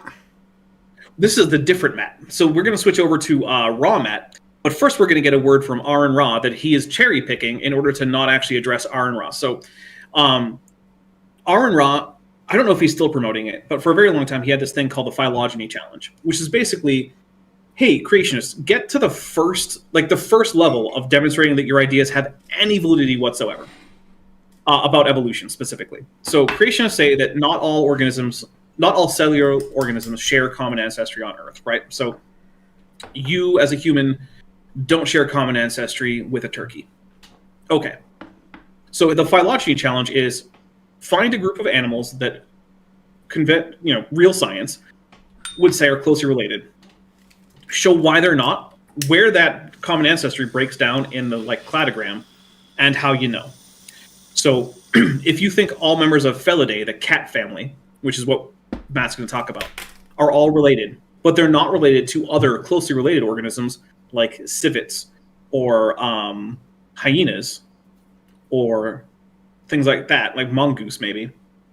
Show why. Show where the common ancestry breaks down and how you know and how you came to that conclusion. So this is one of two attempts that Raw Matt made at answering this challenge. I will give you a spoiler now. He succeeded in neither attempt. Just quickly before you do, Piro Jasak made a good point that you're a dinosaur. Can't we have your eyes? Yeah, my eyes aren't that great, though. I'm pretty old. I'm like 160 million years old. After that point, yeah, the eyes are going to go. Good point. Yeah, fair enough. Yeah. So, all right. Is it playing? No. Oh, there it is. There we go. Are Bengal tigers related to Burmese tigers and all other tiger species? Are all Yes. known species of tiger related to each other and all other panthers? Yes. Are all panthers related to feline, scimitar cats, and other felids? Let us Yes. begin with the cat So this here is the actual Raw Matt audio. played. We know the 8 main lineages go back to the Pseudaiurus, which That's Pseudaiurus, not Pseudaiurus or whatever he said. He is going to mispronounce a lot of words. That is he's got like the Cation thing going, where it's very clear that he has no idea what he's talking about because of how he pronounces some of these words. He needs the anions. Yeah, the anions. Yeah, he needs the anions and the cations. Yeah, the anions and the Cations. it descended from the Proilurus. Proilurus. So at this point, he is conflating most basal with descended from. So Proilurus is the most basal known felid. Felid. That does not make it the ancestor of all modern felids. What basal means is basically it's the first one that we know of that branched away from what became the rest of all felids, right? So you've got Proilurus off here, and then over here you've got all the other cats. That doesn't make it the thing at the base. Now, it's technically possible that Proilurus is actually the common ancestor of all felids. It's very unlikely. But Raw Matt can't distinguish these things because he does not have a nuanced enough understanding of how like phylogenetics and cladistics and evolutionary biology functions at a very basic level. And His tying level of understanding of shoelaces. evolution. Yeah.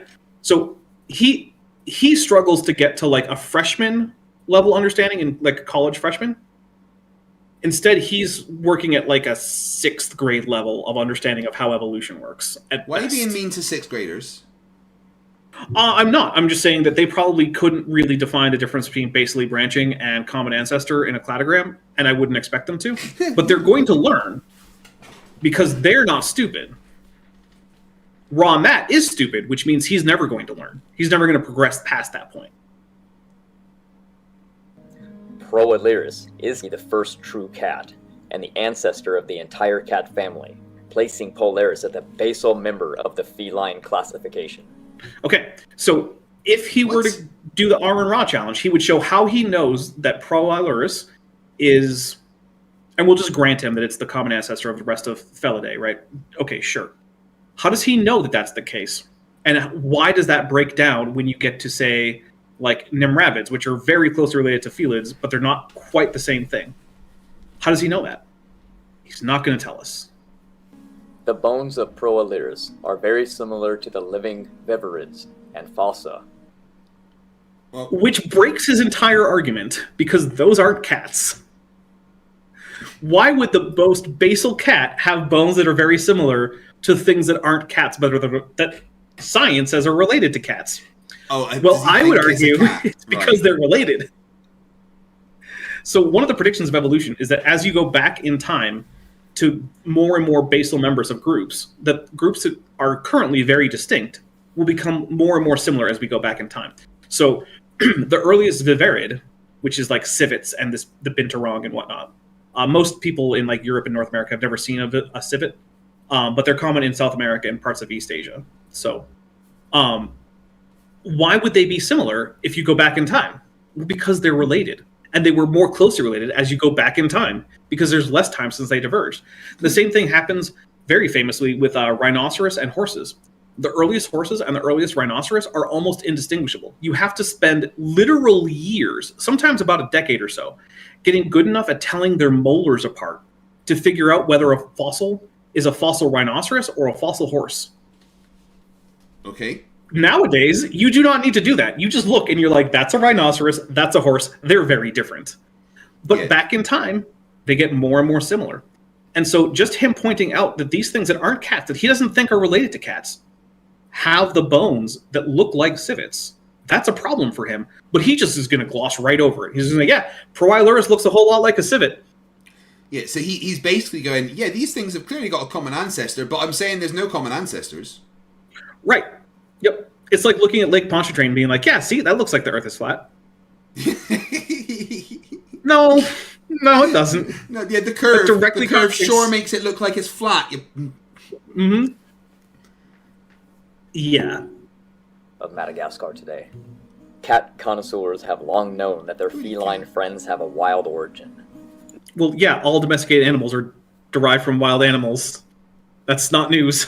Although I got a different theory about cats, that they're actually an alien species that was sent here or has come here to test us and integrated into our society and actually domesticated us to see how we would treat them before they allow us into the Galactic Federation.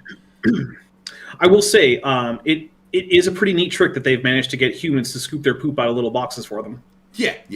You know, like people, like dogs and cats, the most popular pets, and the big difference between dogs and cats is that dogs will, they look at you like, this thing, it feeds me, it looks after me, it takes me for walks, it loves me, it keeps me warm, it must be a god. But a cat thinks, well, this thing picks up my poo out of a box, gives me food whenever I want, allows me to just lie wherever. I must be a god. Mm-hmm. Yep. Now scientists have identified that the house cat's maternal ancestors are traced back to one place, the Fertile Crescent. Okay, so Fertile Crescent. The Fertile Crescent is basically like modern Iraq. It's also like parts of Syria, Lebanon, and Israel, but like it's that area, right? So it's like the Middle East, the Middle East and parts of the Near East. Okay, so the reason he finds this significant, he's not going to say it, but the reason he finds it significant, right, is because the Fertile Crescent is also where Noah's Ark landed. So there's a few different. So the Bible says that it landed in the mountains of Ararat, and there's a few different areas that are in contention for exactly what that meant to the people who were writing that. But all of them are in the Fertile Crescent or just adjacent. So he thinks it's significant that we can trace the maternal ancestry of all domesticated cats to the Fertile Crescent, because like, well, that's evidence of Noah's Ark. But what he doesn't do is bother to point out that a lot of other animals also can be traced back to where their, most recent mitochondrial ancestor lived, and it's not the Fertile Crescent. So if that's evidence of, if cats having their maternal ancestry going all the way back to the Fertile Crescent is evidence of Noah's flood, then animals that have their maternal ancestry going back to somewhere else, that's evidence against Noah's flood. But he's not going to take that. He's just going to cherry pick the ones that he likes, this is one of them.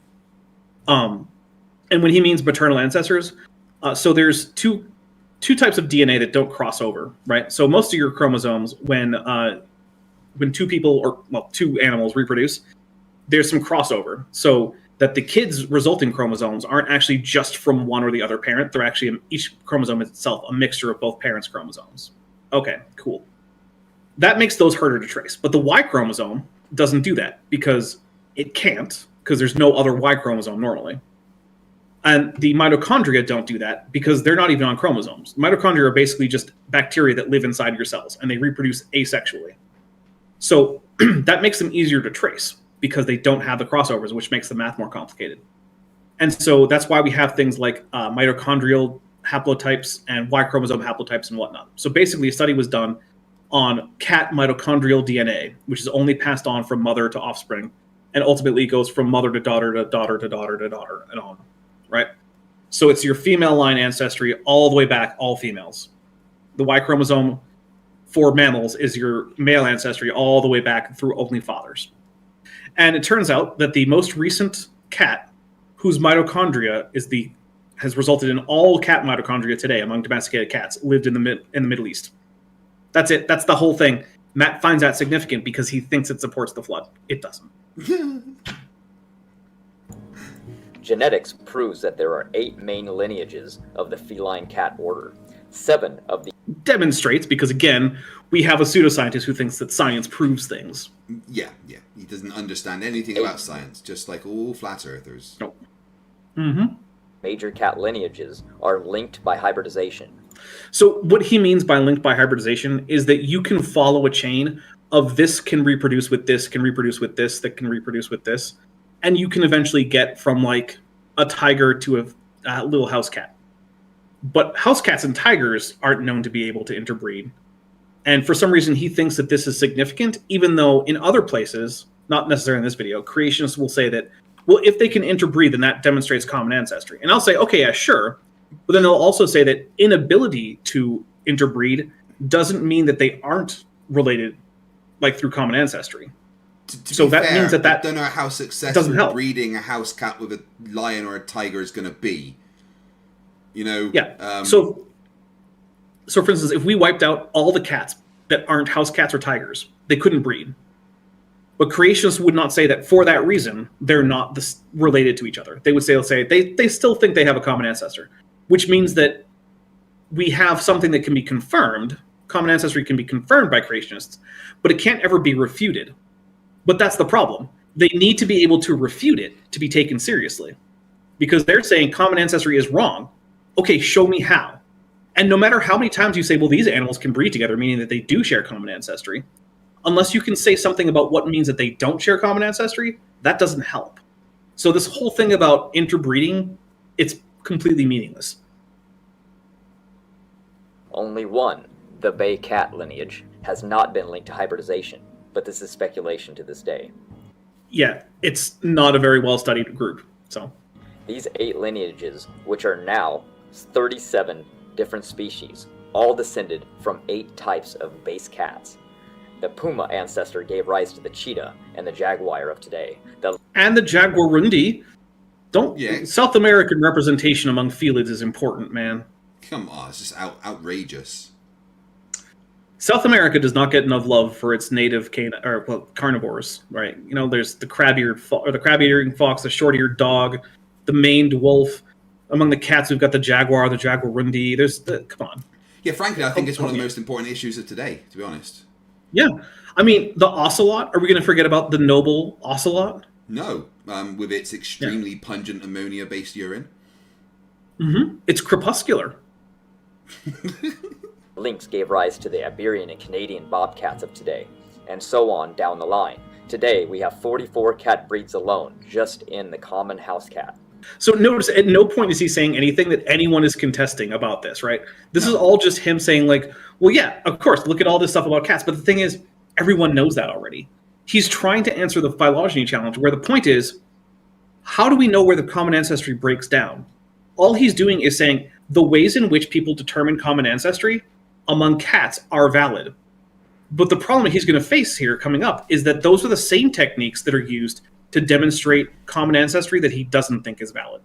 Those same techniques, whether it be genetic, morphological, or whatever, are also applied to link cats and dogs and bears and mice and humans and lizards and all the fish in the sea.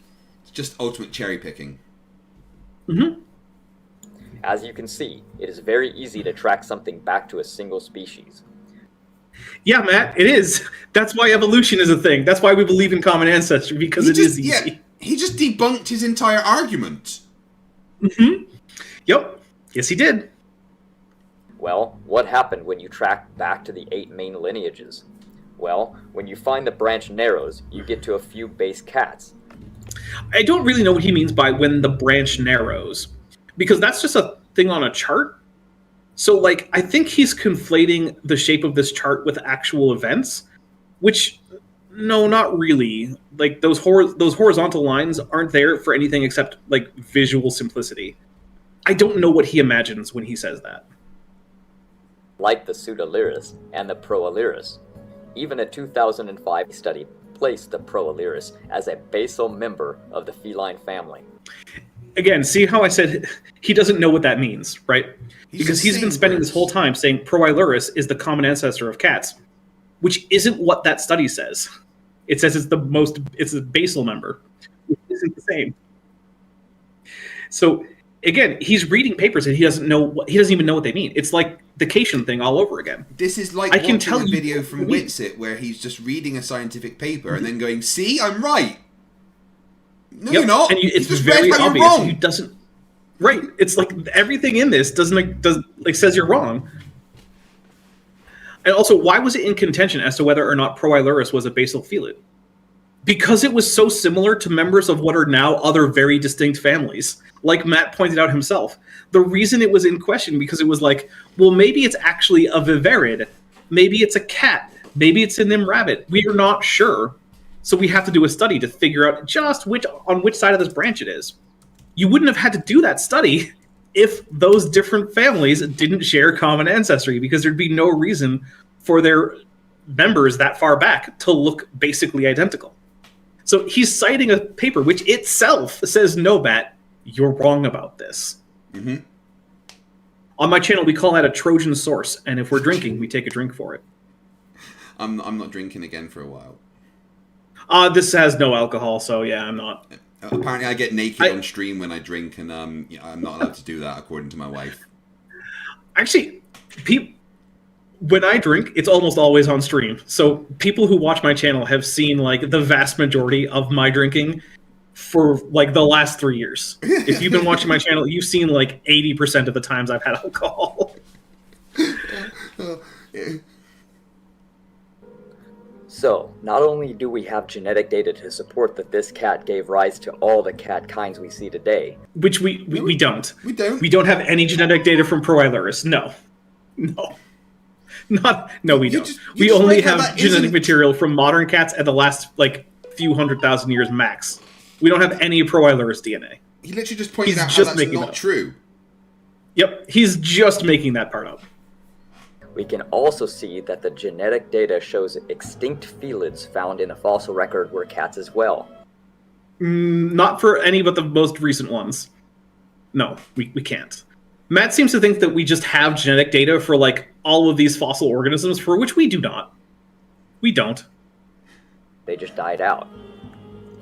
We creationists could easily say... I just love that Eve has like weird leaf pasties on, because like we can't show nudity. That's not acceptable. Even though her hair is also covering. So you could just do one or the other. But no, they went with both. Go double it up. Yeah. We got to make extra sure that this good Christian cartoon with nudity doesn't really have nudity. I've never understood why man nipples are fine, yet women nipples are taboo. It's called sexism. I say, right, free the boobs, man.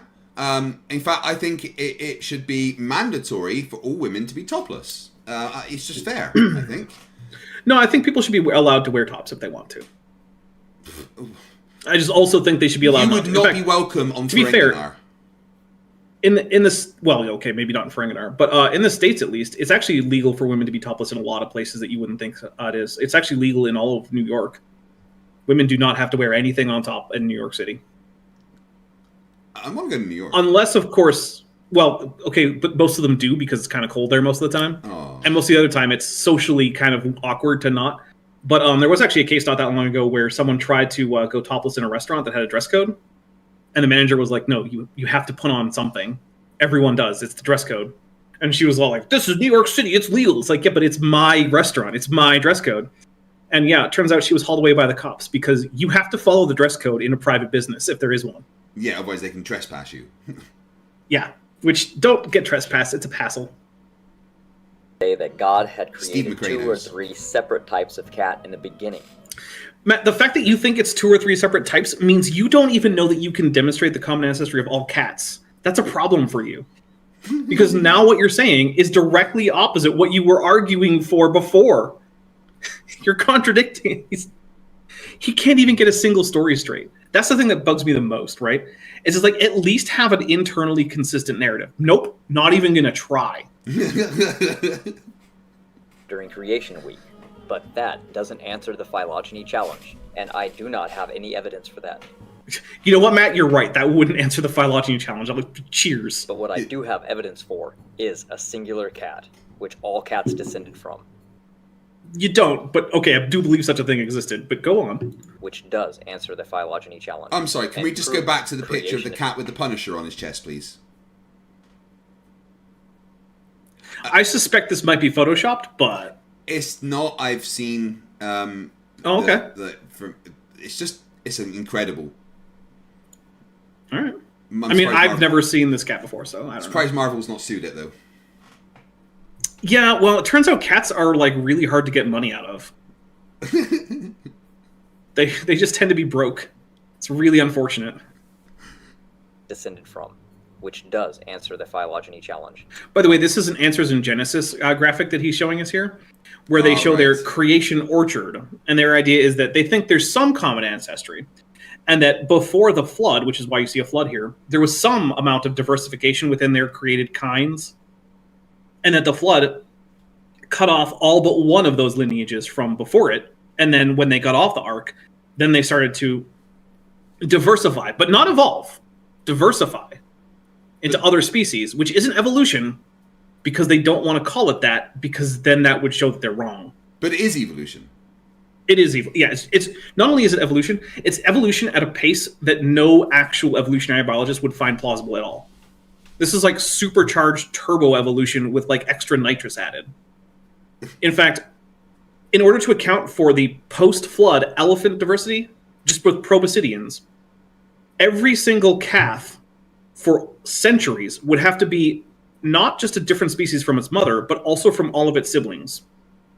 Every single elephant pregnancy would have to result in a calf of a new species for hundreds of years. I'm going to let you know that normally, when elephants give birth, the calf is the same species as the mom. Just in general, that's kind of, yeah. Yeah. However, when flat earthers give birth, when parents give birth to flat earthers, they're not the same species. Yeah, no, they're Homo stupidus. Yeah. Which is also the title of an upcoming video of mine. So, it's not about flat earthers, though. It's about a creationist paleobiochemist. I always have to do air quotes around anything that they do because they're obviously not real paleobiochemists. But yeah, Brian Thomas is he's going to be very, very wrong about human evolution, and I called it Homo stupidus. And proves creationism to be true. Again, for proof. The evidence seems to be clear that God did create a single type of cat.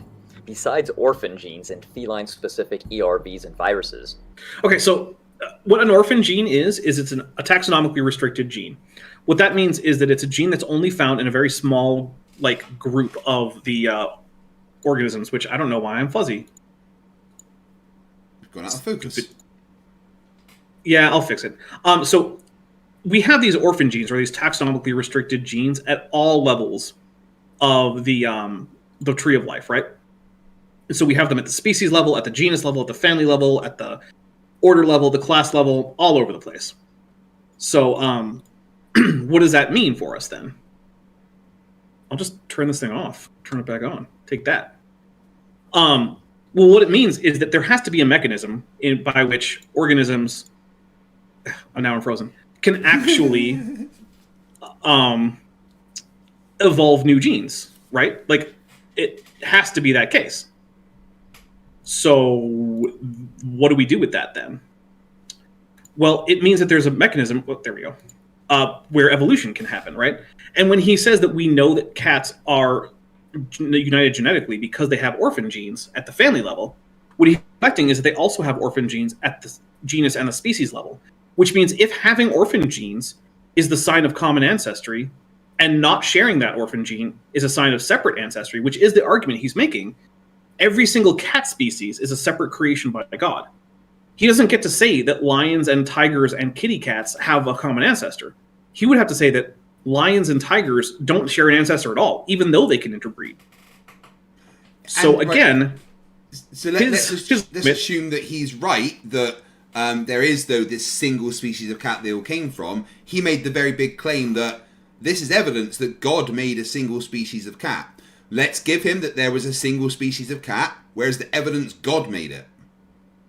Yeah, there's another thing right there. Is like, yeah, that you can trace all cats back to a single species, which is at least hypothetically true, doesn't actually indicate that it was God that made it. No. And yeah, his orphan gene actually works against him, because if his argument about orphan genes is true, then cats don't share a common ancestor. Sorry, Matt. I love it when they debunk themselves. Yeah. Also, humans share orphan genes with chimpanzees and gorillas and orangutans. So if his argument works to unite all cats, it also works to unite humans with the rest of the apes. Good So, job, Matt. you know, maybe he shouldn't make that argument. We even have more evidence outside of genetics now that shows the extent of the melanistic coat colors and patterns arose from a single original type that was either small spots or flecks. Melanistic coat colors, by the way, are just black. If you ever seen a black cat or a black panther, that's just a melanistic cat. Yeah, I've got And black he's cat claiming that frisbee. apparently they all had a common melanistic ancestor. I don't know. I don't really care. Like, whatever, sure. This is highlighted by changes observed in pelage patterns of jaguars and leopards during their development. Now, that is cool research, right? Research into how cat spots work and, like, diffusion, antagonistic reactions and whatnot. It's all very cool science. It just doesn't help or hurt his case. It's just hey, cat coat patterns are cool. But yeah. Therefore, I just don't know God how made that's- stuff. Right, exactly. It's like, cool thing, therefore God is just never a really good argument. Evidence is further backed up by a study by Liu and colleagues using their mathematical models. Since it's clear today that 8 species of... Which he's not going to explain because he doesn't understand. No, he's just going to say that they're there. Yeah, right. See, this graph means cats share common ancestry. Which maybe it does. I don't know, because I haven't read this paper. But he certainly doesn't know how it does that. Debunking himself again. created all 37 species of feline. I do like this 44 map. cat It is races cool. Today, then it's pretty obvious and feasible that God could have created a single feline to speciate into all the different kinds that we see today. That's a Just big like we leap. Now, That's a big leap. Single species of God means it's obvious that God made a single species of cat. What? Right. Especially since, again, the same techniques that people use to determine that all cats share a common ancestor are the techniques that we use to determine that cats share a common ancestor with hyenas and civets and mongoose and dogs and cats and, I said cats, sorry, and bears and seals and, raccoons. The same techniques. The genetics works the same way. There are Carnivora orphan genes unique to the order Carnivora. So, like, at every step, it works just as well if you just step right outside Phylogeny. So the fact that it works within Phylogeny, sure, that indicates there's a common felid ancestor. But it still works outside of Phylogeny, which means that there's a common carnivore common ancestor. There's a common placental mammal ancestor. There's a common mammal ancestor. There's a common amniote ancestor, which unites the mammals and the reptiles. There's a common tetrapod ancestor, which brings in the amphibians. There's a common fish ancestor, which brings in all the carp and whatnot. There's a common vertebrate ancestor, which brings in all the sharks. It keeps on going. All the same techniques work the whole way down. You can get all the way down to like trees and weird little single-celled things with flagella and archaea and bacteria, and eventually you get all of them sharing a common ancestor using the same techniques. Know for a fact that all humans descended from a single common female ancestor, and we have all the different varieties and distinct people across the entire original feline, nor any original species. Okay, when it comes to the human thing, there's a person who was alive about a couple 100,000 years ago, who is now called Mitochondrial Eve.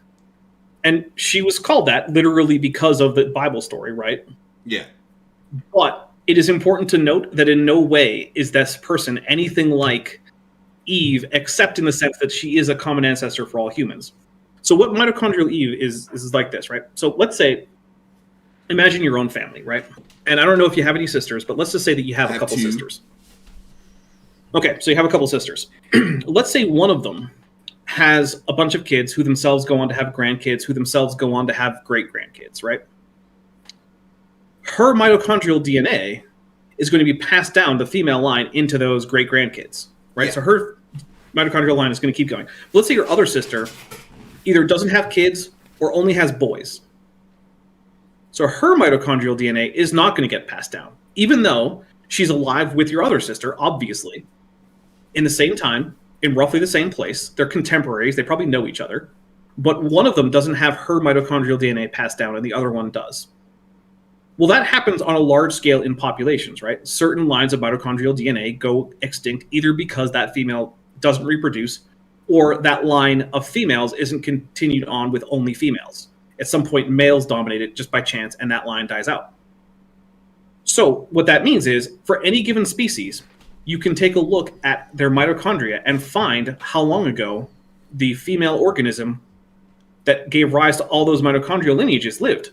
But that organism is not the only female. She's not the only female ancestor that all those organisms share. She would have been one of a population full of other females, and the only difference between her and them is that mostly by chance, their mitochondrial lines went extinct. But they still have living descendants, right? Like if your other sister, whose mitochondrial line goes extinct, that happens because she only has boys, or like maybe she has a couple girls, but those girls only have boys.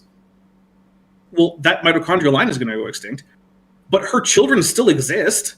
They just have other mitochondrial lines. They don't cease to exist. And so mitochondrial Eve was not the first woman. She was not the only woman. She is just the one female human whose mitochondria line has not died out. And if some distant branches of that mitochondrial line die out in the future, who mitochondrial Eve will shift forward in time to a different person. Yeah. Because it's a title that changes through time. And so, but for some reason, well, I know why, it's obvious. Creationists love to say that mitochondrial Eve is the actual Eve from the Bible. Yeah, because so, but it's not. It's mathematically inevitable that a mitochondrial Eve will arise in any given species, and that it will not be the first female member of that species. Didn't have to make it onto the ark either. This is just an example of how many varieties can come from a single point. Unlike breeds of domestic horses, dogs, sheep, and cattle, some of which are thousands of years old, most cat breeds were developed within the past 150 years. Yeah, because that's when humans started intentionally breeding cats to look fancy. That's all that means. Up until then, cats were less domesticated than just like animals that lived around humans. I still want to know how they got like two of each wild animal to calmly queue up and walk onto the ark and then not eat all the other animals. It's just a miracle. They just say it's a miracle. God made them do it. Yep. They don't even try with that one. Mainly in Europe and the United States. Now, in the textbooks, Phylogeny of Carnivores links cats, skunks, raccoon, bear, and wolves. Right, but Matt, you already said that you thought there was some reason to say that cats were related to other families. So, like, The fact that you're cherry picking a chart that focuses on the dog side of Carnivora and, well, uses cats as an outgroup doesn't change that, because that's all he's doing. He's, again, just cherry picking a chart that's really about the dog side of Carnivora, because there's Caniformes and there's Phylogeny. Phylogeny is the cats and all the things that are more closely related to them than to dogs. Dogs is the dogs and everything more closely related to them than the cats. And this is like the deepest branch within Carnivora. And so this chart is just a chart of caniform diversity that's focusing on Caniformes. And the reason the cats are there is to show you what the outgroup is. What's the other side that we're not focusing on? Paul in the chat says, mitochondria? You mean the stuff that determines how good a Jedi you are? No, that's midichlorian. Yeah, the greatest lore addition that Star Wars ever had. All is having a common ancestor. Totally the opposite of creation's predictions. You notice how it has civets up there? And how civets are more closely related to mongooses and hyenas than they are to cats? But Raw Matt has already pointed out how the oldest cat that we know of looks like a civet. You know what that implies for the rest of that tree, right? It's that civets, mongooses, and hyenas and cats all share a common ancestor, which Matt has already pointed out the evidence for, but he's going to ignore that. It just implies that Matt's a fucking moron. Mm-hmm. Yeah. Why do they do this? Why do they... Because that's where the evidence points, Matt. That's it. It's not a conspiracy. People aren't trying to take away your faith in God. I guess some people are, but science, by and large, isn't. It's not because they want to sin. It's not because they're horny. It's because it's where the evidence points. I say horny because they just want to sin is a common reason given by creationists for why people aren't creationists. And when you dig into it, it's usually horny stuff that they're talking about when they say sin. Yeah, it's usually like, well, you just wanted to have sex with your girlfriend or boyfriend or be gay or something. It's like, okay. All right, virgin, shut up. Yeah. Assume this in the first place. It is solely because of taxonomy. Anything to... No, actually, taxonomy was invented before common ancestry was widely accepted. It was actually invented by Carolus Linnaeus, who was himself a creationist, and a more hardcore creationist than Raw Matt is, because he would actually have said that every species was a special creation by God, not that like all cats are one creation. And Linnaeus was the one who invented what we now use as taxonomy. So taxonomy was around long before evolution was. them that falls into the carnivore can be linked. Thus, they now have to find other correlations to build their phylogenetic trees. No. Nope, phylogenetic trees are still built on the same way as ever. I don't even know what he's talking about. So next, they use homology, which is just ridiculous to me because a raccoon, wolf, and cat, well, they have more differences than they do similarities. And how, you might ask, did he quantify that? Right, well, let's just take an immediate look. Do all of them have skulls? Yes. All of them have rib cages? Yes. All of them have 4 limbs? Yes. All of them have ears? Yes. All of them have noses? Yes. All of them have eyes? Yes. Do all of them have tails? Yes. Do all of them have hips? Yes. They all seem pretty fucking similar to me. They're actually more similar than that. They all have 5 fingers. They all have the same basic shape ungulate. They all have the same dental pattern. You ever notice how you have 2 incisors and then you get to your canines? Yeah. They all have 3 incisors, which is pretty unique to Carnivora. They all have very similar anal scent glands that are used for communication and territory marking. They all have carnassals, which are the premolars that are designed to shear through flesh. And a particular shape of carnassal is unique to Carnivora, and they all share it. They all share way more than you could even know just glancing at this picture. But Matt said that they've got more differences, so... Yeah, which he's not going to bother to tell us about. He's just going to say it. I guess, okay, but so what, Matt? You're just saying things. But like all things, anybody can see what they want if they look hard enough. No, Matt, you can, because that's all you ever do. Your entire life is just, you've decided that your particular interpretation of your favorite book, I was going to reach for a Bible, but I don't have one handy, is the actual, like, be-all and end-all of truth. And you don't care what's actually there. Anything you look at, you're going to see how it can fit into this book, and if it can't, you're just going to say it's fake. That's it. Lastly, they use genetics. But what is a genetic comparison between a cat and a raccoon, or a skunk, or a hyena, or a wolf? I mean, I don't know off the top of my head, but I do know that the genetic difference between a tiger and a lion, who Matt says are the same kind, is significantly greater than the difference between a human and a chimpanzee, which Matt says are different kinds.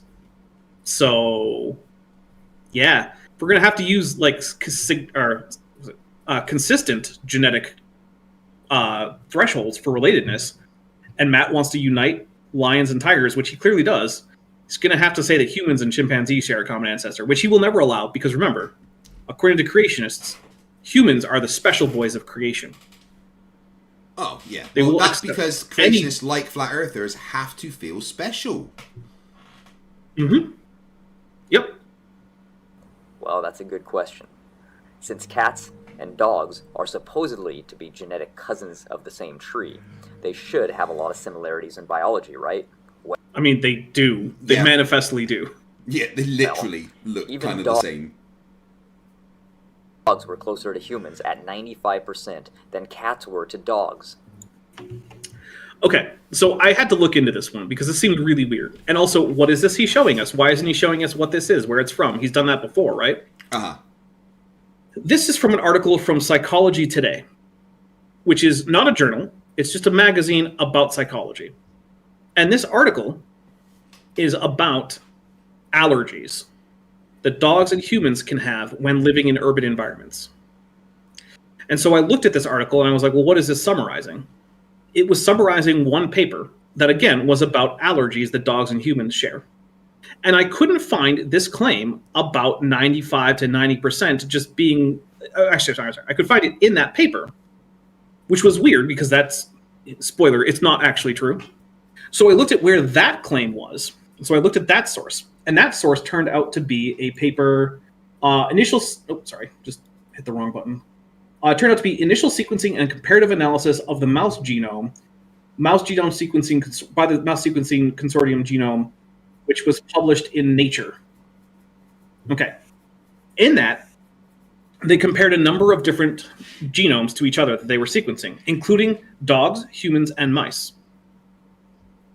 Nowhere in the paper does it say that mice and humans are more genetically similar. There's one way in which the paper indicates that dogs are more similar to humans than mice, and it is in the number of small sequence repeats.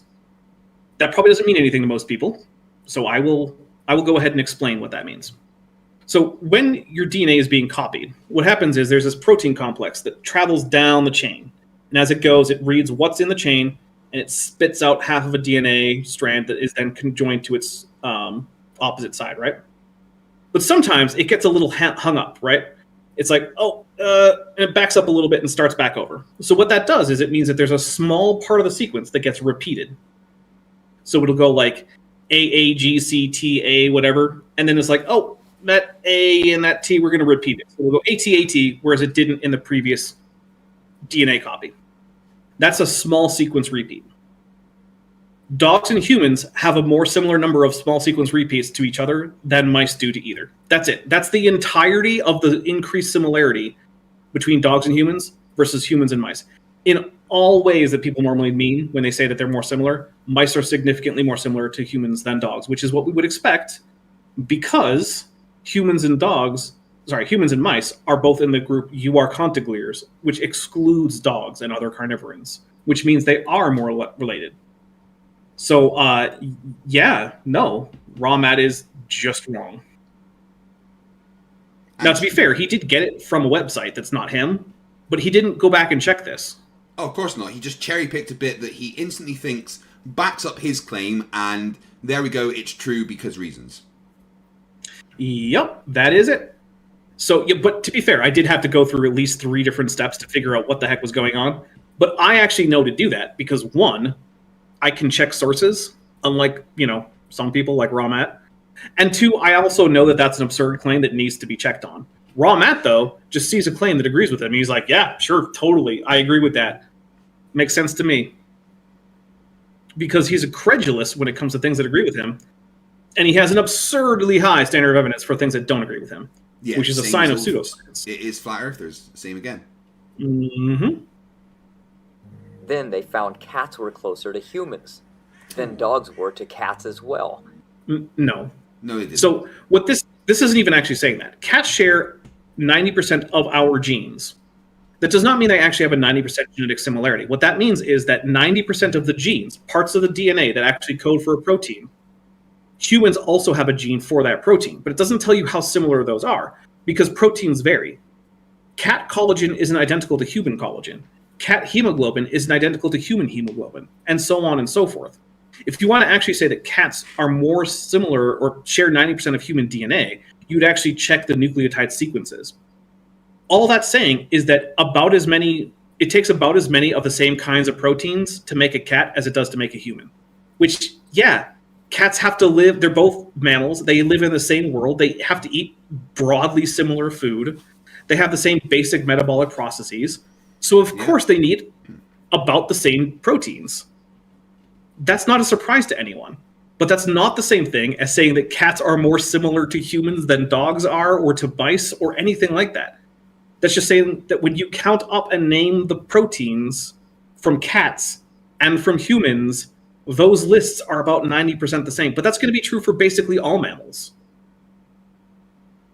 Their common ancestry fell apart with observable, testable genetic data. This just proves how Their common ancestry fell apart. What does that even mean? I don't know. I think he's saying that DNA testing has shown that the relatedness that we get from DNA like sequencing isn't lining up with the morphological data, which is almost never true. It does happen occasionally, right? Like we had to change our bat phylogeny pretty significantly, and it turns out that edentata was not a real thing. It's actually a bunch of different things that just convergently evolved to look like each other. But for the most part, no, that's not a thing that happens. The DNA almost always strongly supports the character-based cladograms. So like he's either making stuff up or he's lying. lousy it is to rely on homology or taxonomy to answer any of the tough questions. In conclusion, at least they did say that the cat was very biologically unique, but okay. Look, they had to make excuses for finding such genetic discrepancy, such as, there must have been just too much domestication of the modern-day dog's genome, and not much of the cat's, to get this genetic similar match they were looking for. I don't know who it is that said that. He didn't show that on screen. No, he just created an argument that doesn't exist. Right. Yeah, that's, as near as I can tell, that's what happened, is he was just like, if I were someone who believed in science, what would I say if I thought this were true? And he came up with a dumb response to a dumb claim that no one's making. This is their rescuing device for the disaster, which showed only a modest comparison between the two species of dog and cat. By the way, whenever a creationist says rescue device, that's just creationism-ese for reason I'm wrong that I don't want to accept. That's all that means. Fair enough. Which were supposed to have more in common than all of the other species, which ended up having more, even though those other species, being the cow and human, were well outside of the cat's own taxa-clade species. I'm just not going to show you that evidence, apparently.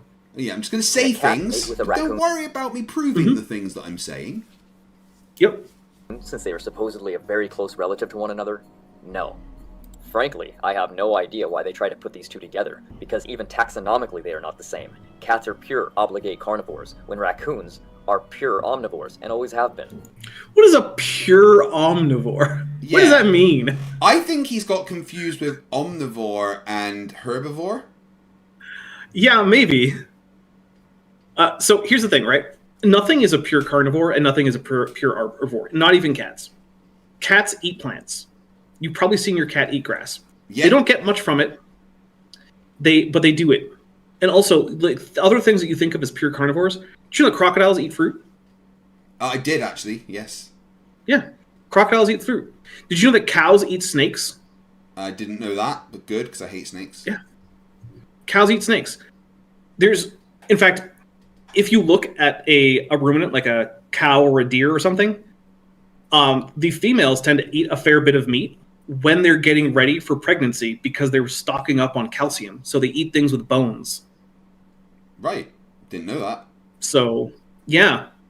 So you can watch, you can look and find deer and cow eating things like snakes or small birds or mice if they can catch them. There basically are no pure carnivores. And also, diet except in very, very like low levels, like species, maybe genus, not usually taxonomically significant because things can change their diet. So basically, nothing is a pure anything when it comes to diet, and it's usually not very significant in terms of evolution anyway, except again in relatively small cases. It's the same with the skunk. Omnivores, not carnivorans. This also applies to the Miacids, who are omnivores as well, which are considered the parent ancestor of all cat lineages. This is not true. Their entire physiology and internal anatomy are entirely different. Okay, but they're not, though. You can show us that? Miacids are basically basal to both cats and dogs. And they share a lot of commonalities with both. Like, they're tree climbing and very lithe and have very flexible spines like cats. But they didn't have retractable claws, and they walked on their heels like most ancestral carnivores. In fact, the fact that dogs walk on their toes is unique to just dogs within the caniforms. Most caniforms actually walk on their heels, like raccoons and bears and otters and whatnot. They all walk on their heels.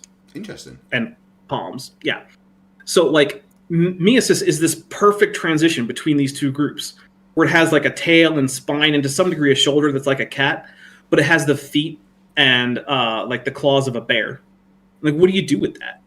Well, I know what to do with it, because I know evolution is true. What does Matt do with it? I'm just like, nah, get it out of here. I don't want to talk about it. So obviously, tossing these animals in via taxonomically, saying that they are all pure carnivora is bias. And here is another area where Matt just doesn't know what he's talking about. So there's this order, Carnivora, which has the traditionally carnivore mammals in it. But he thinks that because it's called Carnivora, they must all be carnivores, or it doesn't make sense. But that's just not true. It's just the name of a taxon that's named for the tendency of the members. Pandas are almost completely herbivorous. They eat almost no meat. They're still in Carnivora because Matt doesn't understand that the etymology of a word doesn't necessarily tell you what it actually means now. No. That's just too far for him. Can't comprehend the idea that maybe the name was just chosen and it's essentially arbitrary and it doesn't actually matter if the members of that group are all actually carnivores. It seems very much like a flat earther who does not understand context. Yeah, like very basic ways that language works, and it's just right over his head. They smuggle these animal species into carnivora taxa by using wordplay, altering the true meaning of carnivore, which should... Imagine making this argument and accusing other people of the ones who are trying to do wordplay. His entire argument is just based on, these two words sound same. They must mean the same. I'm sorry. I am actually blown away by the similarities between these people. It's just, if you're stupid, you're stupid. Yeah. Yeah. And boy, are the Matts stupid. Meat-eating organisms which derive their energy and nutrient requirements from a diet consisting mainly of animal tissue. That's right, taxonomy says carnivory is just incorporating vertebrate flesh into the diet. No, that's not taxonomy. That's the dictionary. Taxonomy doesn't actually care that much. And carnivora isn't the same word as carnivore, and carnivoran isn't the same word as carnivore either. They're separate words for an important reason, because they don't mean the same thing. This way, they can add something into carnivora if they need to, without them ever being true carnivores or obligate carnivores. Basically, the only reason all these species made it into the carnivora group is because of their blade-like carnassial teeth. That's actually right. That's a big part of it. That's a huge part of it. But Matt, that's the thing. It's a physical thing that they all share in common that we can trace through their fossil line all the way back to Miacids. And they've all seemed to have inherited this leaf-like shaped shearing teeth that even the herbivorous carnivorans like pandas still have. That's the whole point. Basic anything seems beyond. It's just a mixture of ideas bundled with its own bias, without any actual connection between how these things back up his claim. Yep. And in fact, many times they just contradict his claim and he just doesn't notice. He just doesn't notice. which is odd to me because now we know many bears and dog species today do not eat flesh of any kind. Yeah, but they still have carnassials, Matt. That's the thing. And also, look, speaking of the teeth, you can see right here, you can actually count that on each side it has 3 incisors on that lower jaw, which is another feature of carnivorans that unites all of them. So they assume relation mostly based on homologous teeth structure, even though everything else is vastly different. And It's not vastly different. They have many other similarities. But teeth in mammals are very, very good at showing you relationships. Right? That's why we can differentiate the earliest horses and the earliest rhinos based on tooth shape. Yeah. Teeth in mammals are very distinctive. It doesn't work very well outside of mammals, but inside mammals, teeth are great. Teeth correlate very closely with both genetic relatedness and also just similarity of the rest of the body. If you have two mammals with very similar teeth, you almost certainly have 2 closely related animals. Yeah. in the case like bears, even that doesn't line up. That's right. True carnassial teeth do not develop in any bear. Matt just showed us some carnassial teeth in bears. In a bear. Yeah. I did notice that actually. Good job, Matt. Yep, and then behind them were flattish grinding molars because bears eat a lot of plants. But yep, the carnassials are right there. As far as myosids are concerned, they as well don't have teeth that match up. They actually have molars, and not incisors or carnassial for teeth like all cats have. So, yeah, first it's incisors, but myosids have incisors, and they have canine teeth, and they have carnassials and molars, like all carnivores. He just doesn't know the difference between these words. Right? Like, he was focusing on bear molars while telling us they don't have carnassials. Well, okay, but molars aren't the same thing. Carnassials are modified premolars. So if you look at your own teeth, you've got 2 incisors, you've got 1 canine tooth, the next 2 are premolars, and then the next 2 are molars, and if you don't have your wisdom tooth removed, then the next one is also a molar. There are different kinds of teeth. And pretty much all mammals, with a few exceptions, have all of them, including myosids, including carnivorans, and the carnassials are a common feature of all of the carnivorans. Sorry, yeah, carnassials are a common feature of all the carnivorans. they're outside the cat family, and this is obvious based on their structure. Myosids have almost nothing in common with cats' external physiology either. Myosids have long, thin faces, as where cats have short, wide ones. Their bodies are long and skinny like a mongoose, which they have also smuggled into the Phylogeny family. Hey, remember that time that he pointed out that Proilurus looked a whole lot like a civet? He did. Which are another group of animals with long, thin faces? Yeah. Yeah, it's almost like he forgot that thing that he said at the very beginning. Mm-hmm. To make common ancestry seem more true. Myosids have no retractable claws, as where all cats do. Yeah, but that is a thing that is very unique among carnivorans. Most carnivorans don't have retractable claws. And that's why Misuse is a good transition, because it has some of the features of some of the caniforms and some of the filiforms without having all of the features of either. That's the point of evolution. Basically, what Raw Matt is saying is Misuse is so transitional that I don't think it can be a transitional fossil. Evolution's putting a joke on us, though. It makes these fluffy, gorgeous kittens and then gives them those razor blades. Yeah. Kitten claws are the sharpest. God damn. They just go through your flesh, like. Whoosh. Yeah, it's like they're just like they're just like lightsabers or something, just right through, no resistance. Ugh, kittens, man, they're adorable, but deadly. Myosids use smell, as where cats use vision. This is what cats use smell, man. Yeah, dogs are just better at it. Have you ever met a cat? The first thing it does is come up and sniff you. Yes. Like, has Matt just never met a cat? That might be what's happening. He might have just never actually physically interacted with a real cat in real life. I'm pretty sure that my cat can smell cooked chicken from about 9 miles away. Yeah, right? And yeah, it is true that cats are better with vision than dogs are, and dogs are better with smell than cats are, but like, they're both better at smell than humans are, and cats are still very good at both. the experts had to say on the subject. On one hand, myosids used to live in packs. Other research I've literally never heard anyone say that, but I guess I can't refute it, so whatever. has shown that they form sex-specific groups like meerkats.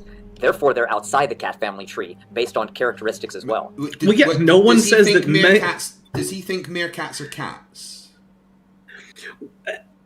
No, he's trying to say that because he thinks that the social hierarchy of Miacids, which he has no idea on what it was, because I don't think he has any evidence about it, but he thinks that because it's more like meerkats, and meerkats aren't cats, that Miacids were also not cats. But no one has ever said that they are cats. Yeah, because if they're the common is, ancestor of all carnivorans, they can't be in any of the later groups that carnivorans evolved into. The audience seems convinced he's never actually met a cat or doesn't know what a cat is. I mean, based on the pictures that he's shown, which have included a lot of cats, I think he has at least a vague idea of what a cat is. But yeah, no, I don't think he's ever met one. It would be hard for him to make some of these claims if he's ever met a cat. Yeah. That's right.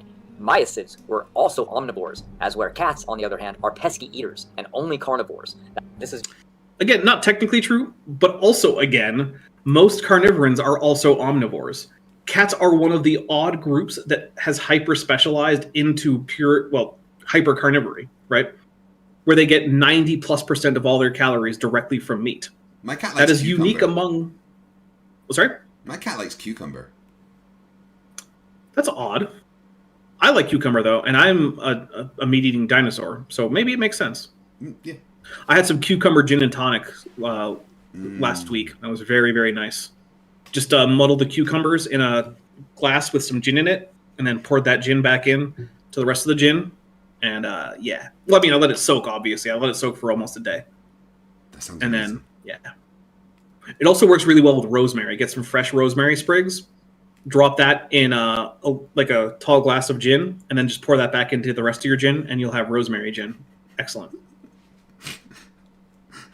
It's mixology with Dapper. Clive Wells says, in the jungle, the mighty jungle, the tiger sleeps tonight as lions inhabit the savannah and not the jungle. It's true. There are some jungle lions in India, to be fair. There's a very small population of lions in a jungle in India. But yeah, by and large... Has anyone figured out what his top says yet in Klingon? It literally means, I don't know.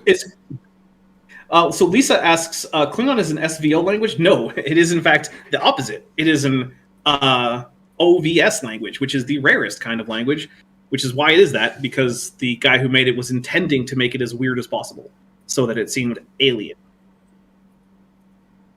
Just another way that we can tell that Miacids are not related to cats at all. That doesn't work at all. Like, think about this conclusion, right? If it were the case that you can't be related if you don't have different diets, or you can't be related if you have different diets, there we go, then pandas couldn't be related to bears, because most bears are omnivores, whereas pandas eat almost no meat at all. Is there anyone out there who really doesn't think that pandas are related to other bears? No. Plus, yeah. I know a lot of vegans and vegetarians. We're the same species. Mm-hmm. Yep. Miacids have nothing in common with cats' internal physiology as well, from intestinal length, salivatory pH, colon, body... It's salivary, not salvatory. But that's okay. I don't think, Matt, that you have any data on the salivary anatomy or production of Miacids, because all we have are their fucking bones. Like, I don't know how he measured the length of the intestines of a Miacid when they're all extinct and have been for millions of years. Where did he find those intestines? You can't run down to the shop and go to like the local butcher and say, "Oh, I know you're making some sausages with those Miacid intestines. Can I have them?" Must have borrowed the Jesuits' time machine again. Oh, of course. Yeah, that's convenient. Yeah. Although, you know, he really doesn't like Catholicism, so I'm surprised that they would get on so well. Shape, etc. Very little match down the line with any of these animals. No one would observationally look at a dog, cat... Wait, did I say SOV for Klingon? I meant OVS, if that's what I... You said OVS. You did say OVS. Oh, okay. All right, good. Bear or skunk and presume that they were related at all. Also consider cats are observational, and Miacids were olfactory-based. So basically what he means is when you take a cast of the brain of a Miacid, it has a bigger olfactory bulb than it has a visual cortex. And? I don't know. Yeah, that's the thing. And I don't know what to do with that. Cool story, bro. Right. Like, basically, he's saying because this animal isn't identical to the modern animals, they're not related, but the entire point of evolution is explaining how now different animals evolved from common ancestors. If they weren't different, then it wouldn't be evolution. If Miusids were just cats, that wouldn't be evidence of evolution. So again, he's just saying, these transitional fossils are too darn transitional. Which doesn't help. No. They don't even match in that area. So why believe that Miusids evolved into all these other species? Assumption and hypothesis. Okay, so let's talk about what a transitional fossil is when we say that this is transitional between these groups, right? So what we mean is that it has some of the features that unite later groups while retaining some of the features of the ancestral groups that later groups have now lost. So for instance, if you're looking at like a fossil hominin, a human ancestor, you want to look at like, say, Australopithecus afarensis. Well, it has some of the features that modern humans have that other apes don't, like it walked upright. It had the hole where its spine attaches to its skull towards the bottom rather than the back of the skull. It had human-like arches, but not identical to arches in the foot. It had a wider pelvis. It had the iliac blades faced backwards instead of to the side like they do in most other apes. But it also had a very small brain case. It had larger canines than humans do. It had longer arms than modern humans do. And those are all things that are common in most apes that would have presumably been present in the ancestor of humans and other apes. So it has a collection of traits from the previous group as well as traits from the later group, but it doesn't have all of either, so it's a mix. Misuse is a mix of carnivorous traits from both the later feliforms and the later caniforms, while also having some of the more basal, we don't have a good word for this, but like the not quite carnivorous mammals. Right. And all Matt is saying is, because it isn't exactly one of the modern groups, it doesn't count. But it couldn't be one of the other groups and still be in contention for being a representative of the ancestral state of the first carnivorans. So Matt is just displaying that he does not know the most basic aspects of how things like transitional fossils work. But he's all debunking really it. have to link common ancestry together. Sorry? He's debunking it, so, Well, yeah, I mean... stop assumptions. This is another thing that creationists and flat earthers share. They hate the word assumption. Yeah. And they don't realize that what assumption usually means in science is this is a conclusion from previous science that we don't want to do over. Or right? It means something that it is an educated guess that you intend to test. Right. Yeah. Those are the two big things, right? Well, you assume the truth of your hypothesis to test it so you can make predictions. And if your test has other assumptions in it, those are the conclusions of previous science. So, like, why do we get to assume gravity if we want to do something like test a bridge? Well, it's because people already figured out gravity a while back, and I don't want to have to sit here and rederive the gravitational constant just to build a bridge. No, it's been done. So we've got that. Thank you. But move on. The word assumption isn't the big scary thing, and it's kind of a foundation of science that you have to have an assumption to be able to test. And that's the entire point, is you're attempting to disprove your assumption. Yep. They don't get that. They get neither the idea that assumptions are something you have to make to test a hypothesis, nor do they get the idea that we're allowed to bring in previous strong conclusions of science as assumptions in our test of our other assumed hypothesis. They don't get either of those things. They hate both of them. As a matter of fact, since they also claim bears are in the same family, remember? Nope, they're in the same order, Matt. Order is bigger than family. It's like all ducks are birds. That does not mean all birds are ducks. Bears are carnivorans. Dogs are carnivorans. Cats are carnivorans. But not all carnivorans are bears or dogs or cats. Some of them are one of those things. Some of them are none of those things and are other things instead. It's really like 5-year-olds could figure this out pretty easily. And Matt, just no. Can't do it. Like the most basic aspects of set theory, completely beyond him. Well, multiple bears now that has pulled the rug right out from under them, as they have all found to be fully fledged plant-eating vegetarians. I'm sorry. He just showed a grizzly bear. Is Raw Matt claiming that grizzly bears don't eat meat? I was a little confused by that. Pretty sure grizzly bears eat people. Yeah, also polar bears are hyper carnivores, like cats are. And they get 90+% of their dietary intake from meat. I didn't realize how big polar bears there were, by the way. Do you know Oh that, my God, they're on gigantic. all fours, they're as big as a human standing up. If a polar bear stands up on his back legs, it's almost 2.5 times as big as a human. I have an uncle who used to live in the part of Alaska where it's illegal to go outside without a gun because the polar bears are actively hunting people. I mean, they're actual monsters. I never realized how big a polar bear is. They're terrifying. They're gigantic. Yeah. Yeah. And they're also hyper carnivores. So they will eat. Matt is here apparently claiming that all bears are herbivores. When, I'm sorry, but no, all bears eat meat, even pandas, although they eat very little of it. And some bears are almost exclusively meat eaters, namely the polar bear. As you can see, them trying to build their phylogenetic tree connecting all of these animals together is totally worthless. Stick to... So I'm sorry, is Matt now arguing that bears aren't all related? I think so. Okay, so sure, Matt. Genetics and follow it back. Stop assuming relation based primarily on homology. All they're Aw, doing is some bear. digging themselves a bigger hole to get out of with all their biased assumptions that they need to be true. Cats are genetically breaking down as well, like all things. That's right. Oh, yeah, he's talking about genetic entropy. This is this thing that some guy named John Sanford made up one day, and it's been demonstrated to be false by decades of experiment, and it already had been by the time he made it up.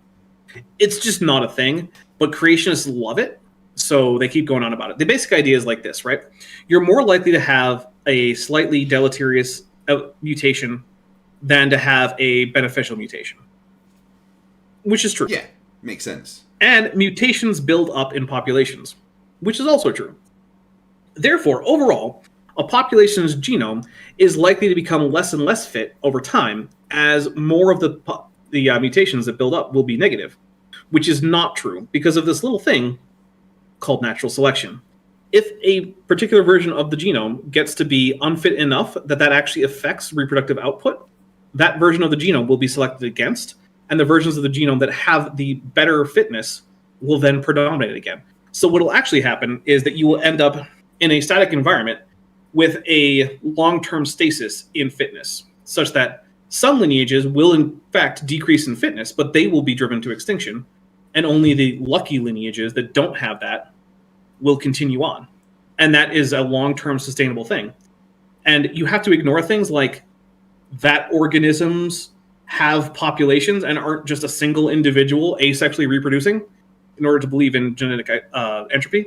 You also have to ignore, and this gets more into the math behind it, so I don't want to get into it too much, but if you have crossover events where chromosomes switch bits, which we know happens, we already mentioned it today, that also removes this whole problem, because you can get what would otherwise be isolated beneficial mutations onto the same chromosome that they might not otherwise have been on, and therefore you can actually get organisms that have those beneficial mutations linked, and you can also break up deleterious mutations so that they can be eliminated more quickly because of chromosomal crossover events. So basically, unless you ignore how populations actually work, genetic entropy just, it doesn't work mathematically. Like, it's mathematically impossible. And when I say that, I mean, like, there are theorems about this, like mathematically proven theorems, not even a science question. This is a math question. And the answer is no. We have proven it wrong mathematically. So yeah, it's very rare that I will say that anything in science is proven or disproven. This is one of those times. It has been mathematically demonstrated beyond any doubt, because it's math, that this doesn't work. This math doesn't math. Mutations abound in the cat kind as well, with over 250 deleterious mutations that have been documented in domestic cats, including taillessness in Mannix cats, congenital... Mannix cats, huh? Hey, there's this island that's somewhere off the coast of Great Britain. I think it's a little bit to the west, but like south of Ireland. What's it called? The Isle of Women? Nope, that's not it. The Isle of Man, that's it. And I think people and things from the Isle of Man are called Manx, right? Isn't that the demonym? Yeah. Okay, just double checking, because, you know, my geography is not that great. Manx. Yeah, it's Manx, not Mannix. Brilliant. It's not like there's an I in the word either. It's just MANX. It's Manx. Come on. Also, Manx cats are doing just fine. I don't think it's that deleterious. You might not like it, but they seem to be okay with it, because that's another thing. Raw Matt also shares that thing with Matt Powell, where he thinks that fitness is like the stuff you get at the gym. It's how awesome you are, according to Matt. So he thinks that anything that makes a cat less awesome in his eyes is deleterious, regardless of its effect on the reproductive output of that cat. But all evolution cares about is the reproductive output. So if it doesn't harm the reproductive output, it's not deleterious. And since Manx cats are doing just fine, it's evidently not deleterious. Defects of white cats, twisted tail syndrome in the American ringtail cats, split foot syndrome in Japanese bobtail. The white tiger lacked the capacity to produce red and yellow pigments. This is all caused by a single point mutation in their gene. I don't think all of those things were all caused by the single point mutation. So if that's what he was implying, then that's just clearly wrong. But like, whatever, it doesn't matter that much. This is all just more evidence and proof of genomic decay, which is our model of creation, and not evolution and adaptation, like evolutionists want to tell us. No, this is non-differentiating data, right? If both ideas that you're testing make a certain prediction, like deleterious mutations do exist, then you can't point to their existence as evidence of one or the other, right? It's like if your flat Earth model says that it should be, the sun should be directly overhead at 12:32 p.m. at this location in this city, and then the globe Earth also makes the exact same prediction, if all you do is step out at that time and look directly up and that's where you see the sun, it doesn't help us, right? We can't use that particular observation to differentiate. And it's the same thing happening here. Both evolution and his nonsense genetic entropy, they both predict that deleterious mutations will occur. Therefore, just finding them is not on its own something you can use to argue either way. You have to look at things like, are the number of deleterious mutations, the prevalence of deleterious mutations increasing significantly over time? Are you accurately measuring the degree to which a mutation is deleterious? Or are you just kind of eyeballing it because that's what they're doing? Is this something that you actually see building up and causing decreasing fitness in populations that you're actually studying for fitness? I can tell you that one. The answer is no, because we actually have, both in the wild and in labs, populations that we've studied, and they don't all just decline in fitness. In fact, many of them increase in fitness for very long periods of time. So, yeah. Also, one of the ones they love to prove the genetic entropy is they'll say that, have you ever heard of the Lenski long-term E. coli experiment? No. This guy named Lenski is a scientist in the United States. He decided to do this experiment where he was going to culture a bunch of E. coli bacteria in these flasks where there was a very tightly controlled amount of nutrients versus non-nutritive, just like medium. And he was going to keep frozen samples of them so he could look back at the exact like ancestor descendants. Like he knew exactly like this frozen sample is ancestral to all of these flasks of bacteria that we've done. And this has been going on for decades. That's why it's called long-term, right? And the whole way through, he's been able to not he anymore. He's retired. His successors have been able to measure significant and sustained fitness increases in all lineages of the E. coli. In fact, in one group, they kind of stopped being E. coli because they started doing something that definitionally E. coli can't do. So, to some extent, they turned into a new species of bacteria. Whatever. But what the creationists will say was like, well, these groups had higher die-off rates. They had higher death rates than the previous groups. So that's genetic degradation. That's genetic entropy. Okay, but Craig, let's say you had two populations, one of which has 100,000 in it, and the other one of which has 10 billion. Which one do you think will record more deaths? The one with 10 billion. Yeah, that's all that's happening. They're so much more fit that there are so many more bacteria in the flask that, of course, a higher number of them die. How could they not? That's how populations work. And I'm not talking raw math. I am talking, there are creationists with PhDs in genetics that make that mistake. Things are not getting stronger, better, and more resistant. They're degrading and getting worse, and all of the evidence proves it. Tell that to all the pests that are increasing their resistance to pesticides or antibiotics or whatnot. Yeah. No storytelling required. We creationists also have allele evidence as well to help us determine a created kind. We say the more rare the allele is, the more mutated. The more rare the allele is... So, an allele, in case anyone doesn't know, is just a different version of a gene. So, if we were to pretend that human eye color was just controlled by one gene, it's not, but let's just pretend. You have blue eyes, this person has brown eyes, that person has green eyes. That would mean you each have a different allele for the eye color gene. And I don't know how the rarity of an allele corresponds to mutation. Like, obviously, the source of new alleles is mutations, because a mutation to a gene causes a new allele. That's what it is. But how does their rarity indicate anything? The more common the allele, the more likely it was a created kind.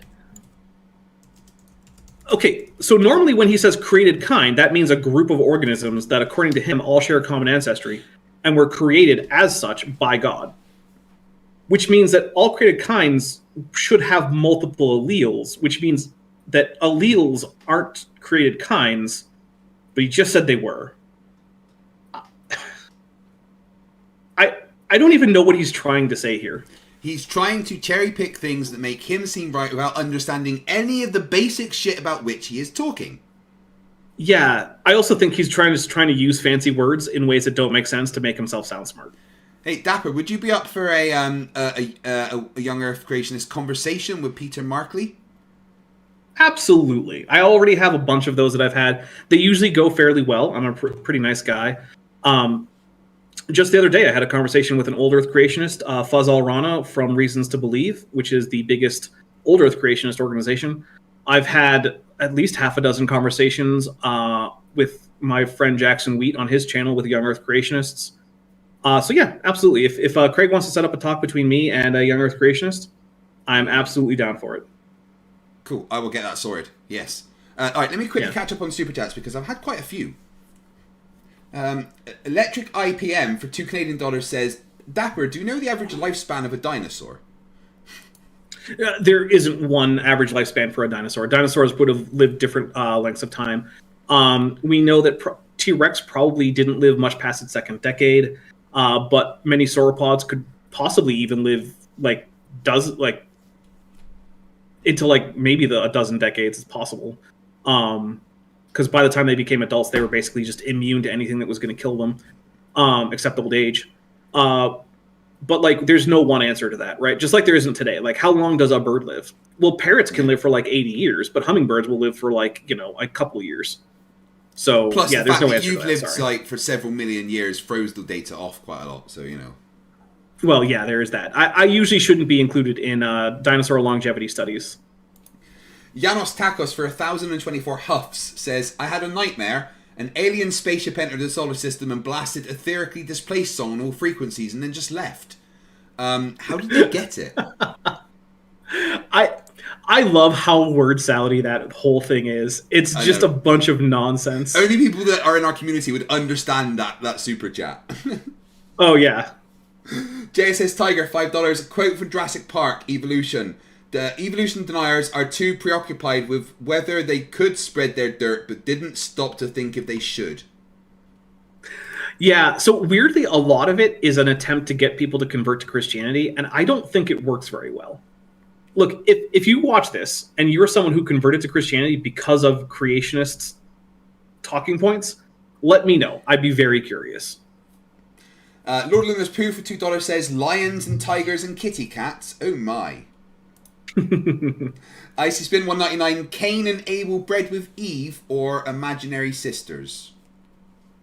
So there's a couple things. One is the harmonization that creationists and other literalist Christians try to do, which is usually that they'll say that because a later passage said that Adam and Eve had other sons and daughters and doesn't bother to name any of them, that it was one of those daughters.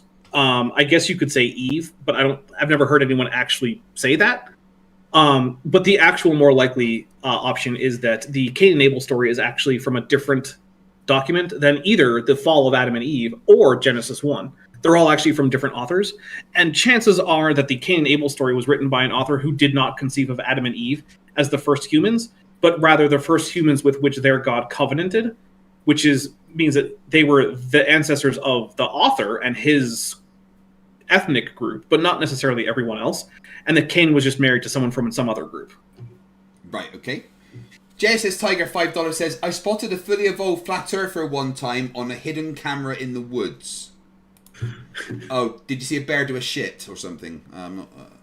Annalise Knapp for $2.79 Canadian. My cat's watching and learning about how he evolved. Oh, I hope he's getting some good information. I actually have reports from some of my my viewers that cats really like my channel. Maybe they just like my voice. I don't know. Well, my cat is asleep down there, my old lady. She's 19 this year. Wow. Was there another one? No, that is all the super chats we've caught up. So get on okay, with dirt. I'm going to hit play. All evidence from existing cat hybrids and lineages, the fossil record evidence, and various other features including molecular sequencing data, genetics, pelage patterns, and unique virus sensitivities, all point to the feline cat family representing a single, clearly delineated basic type. But that's the thing. No one disagrees. You haven't shown how you're differentiating them from other groups. That's the thing. Because all of those things also correspond to with other groups, right? Like, there are viruses that can only attack mammals, like rabies. Does that unite all of mammals? All mammals use the same basic chemistry for their hair coloring. Does that unite all mammals?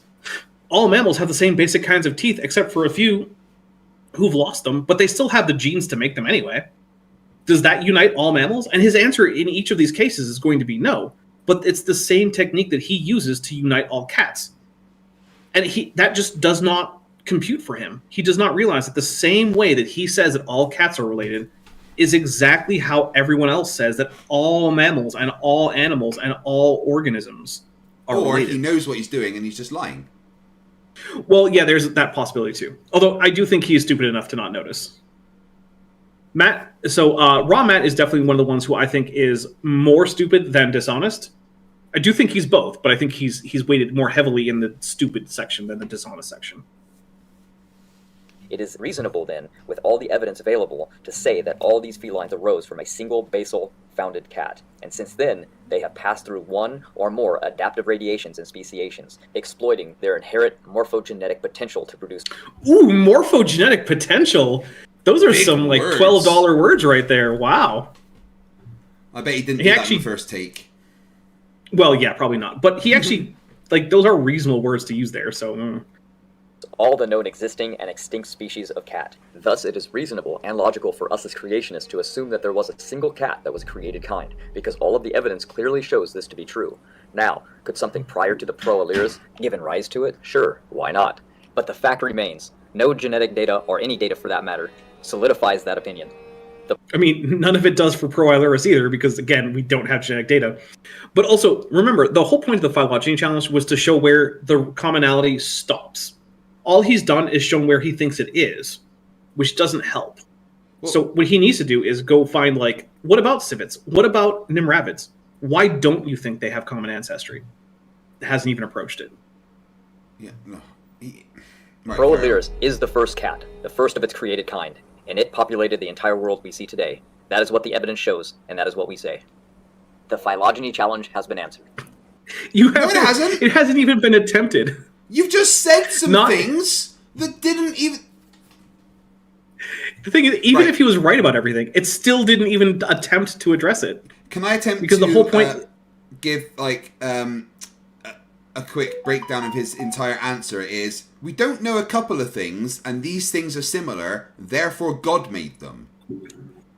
Yep. And therefore, they're not related to other things that God might have made, too. Which is that's the part that works the least well. Which is also the only important part. The whole point of the challenge. But what about nymphorids? Yeah, that's a good question. What about them? Which are a genius of extinct scimitar or saber-toothed cats only found in... No, that's the thing. They're not cats, though. And the thing is, what differentiates them from cats is the structure of their inner ear. That's it. Oh, didn't know that. What about that inner ear structure means that they couldn't be related? because they're not cats. And if you say they are related, then I'm just going to point out that what unites them is not much more significant than what unites civets and cats, and that what unites civets and cats isn't that much more significant than what unites cats and civets as a group to dogs and bears as a group. It keeps working. North America are considered not part of the cat order. What? It's a family. Like, I'm pretty sure that you were taught in school, Craig, like kingdom, phylum, class, order, family, genus, species, right? Yeah. Okay, so class and family are different levels, and order and families are not the same level. It's like class, order, family. But he's like the cat class, like, or the cat order. No, cats are a family. It's just they're family. Using the words in different places, just like flat earthers, they will take words out of context they don't understand, don't know where they're supposed to go, and just use them to try and sound clever. Yep. Well, I am confident that they are wrong on this assumption that nivorids do not belong to the cat order. Based on? He said so. The difference between and now they're in order. They were a class. They're actually a family, but then they were a class, and now they're in order. Sure, whatever. Nivorids in the feline order display only minute skeletal differences. Feline is a subfamily, so he's doubling down on just not knowing what any of these words mean. Feline is a subfamily. Felidae, felids, that's a family. The order is Carnivora. The class is Mammalia. So if you want to specify your kitty, right? Your domesticated cats. Kingdom Animalia. Phylum Chordata. Then we get to class Mammalia. Order Carnivora. Family Felidae. Subfamily Felinae. That's why they're felines, not just felids. Then it's genus Felis. Species Sylvestris, subspecies Catus. That is the whole taxonomy for a little kitty cat. Raw Matt thinks you can just take any of those names and swap where they go, and it's just fine. Indistinguishable in almost every area. This is why there was such a dispute. But calling an extinct cat a non-cat that is otherwise clearly a cat, simply for classification purposes and based solely on ossification bones in their ear, seems excessive and outright dishonest. Why? Because he said so. Again, he said the thing. Okay. It has to be true. Yeah. Basically, here's what it comes down to. Creationists actually have this thing that the fancier ones call the cognitum, which is basically just Latin for like a thing you think. And what they do is they'll look at organisms and they'll say, those look similar enough that I think they're related. Those don't. And that's it. That's how deep it goes. So Answers in Genesis, which is probably the biggest creationist organization, they will split apart sheep and goats on one side and cattle on the other side, even though they're in the same family. And their reason is because people kind of think of them differently. So we don't think they're related. That's it. That's the entirety of it. Most times, the family, because they're in the same family, they're in the family Bovidae, right? Most people, or most of the time, they think that the kind is at the family level. So there's a common ancestor for all cats in Felidae. There's a common ancestor for all dogs in Canidae. There's a common ancestor of all bears in Ursidae, all weasels and whatnot in Mustelidae, and so on and so forth. But when they get to Bovidae, they're like, yeah, but people don't think of sheep and goats as being the same as cows, so now they're not related at all. And they call it the cognitum to make it sound fancy. It's literally just like, meh, it doesn't pass the vibe test. Okay. So for Raw Matt, these animals that aren't cats pass the vibe test. But civets just kind of don't, maybe? I don't know. For some reason. Why do they do this? Well, because it doesn't match up with their phylogenetic tree that they made. No, it does. Okay, look. That puts these animals as basal to Proilurus, right? The thing is, this is also another thing that creationists always get wrong. Where we put the family is ultimately arbitrary, right? Family doesn't actually mean anything, right? So a genus is a collection of similar species. How similar? Whatever. A family is a collection of similar genera. How similar? Whatever. A class is a combination of similar families. How similar? Again, whatever. If you switch where on this chart you put the family line, it doesn't actually change anything about the chart. And what this means is that people said, okay, here's how we define Felidae as a family. oh, this group of very similar animals doesn't quite meet the definition, so we leave the family mark here on the chart, and they just come right before it and up to the side. That's all that's happening. If we had defined family differently, then yeah, they would be in the cat family. But they're not.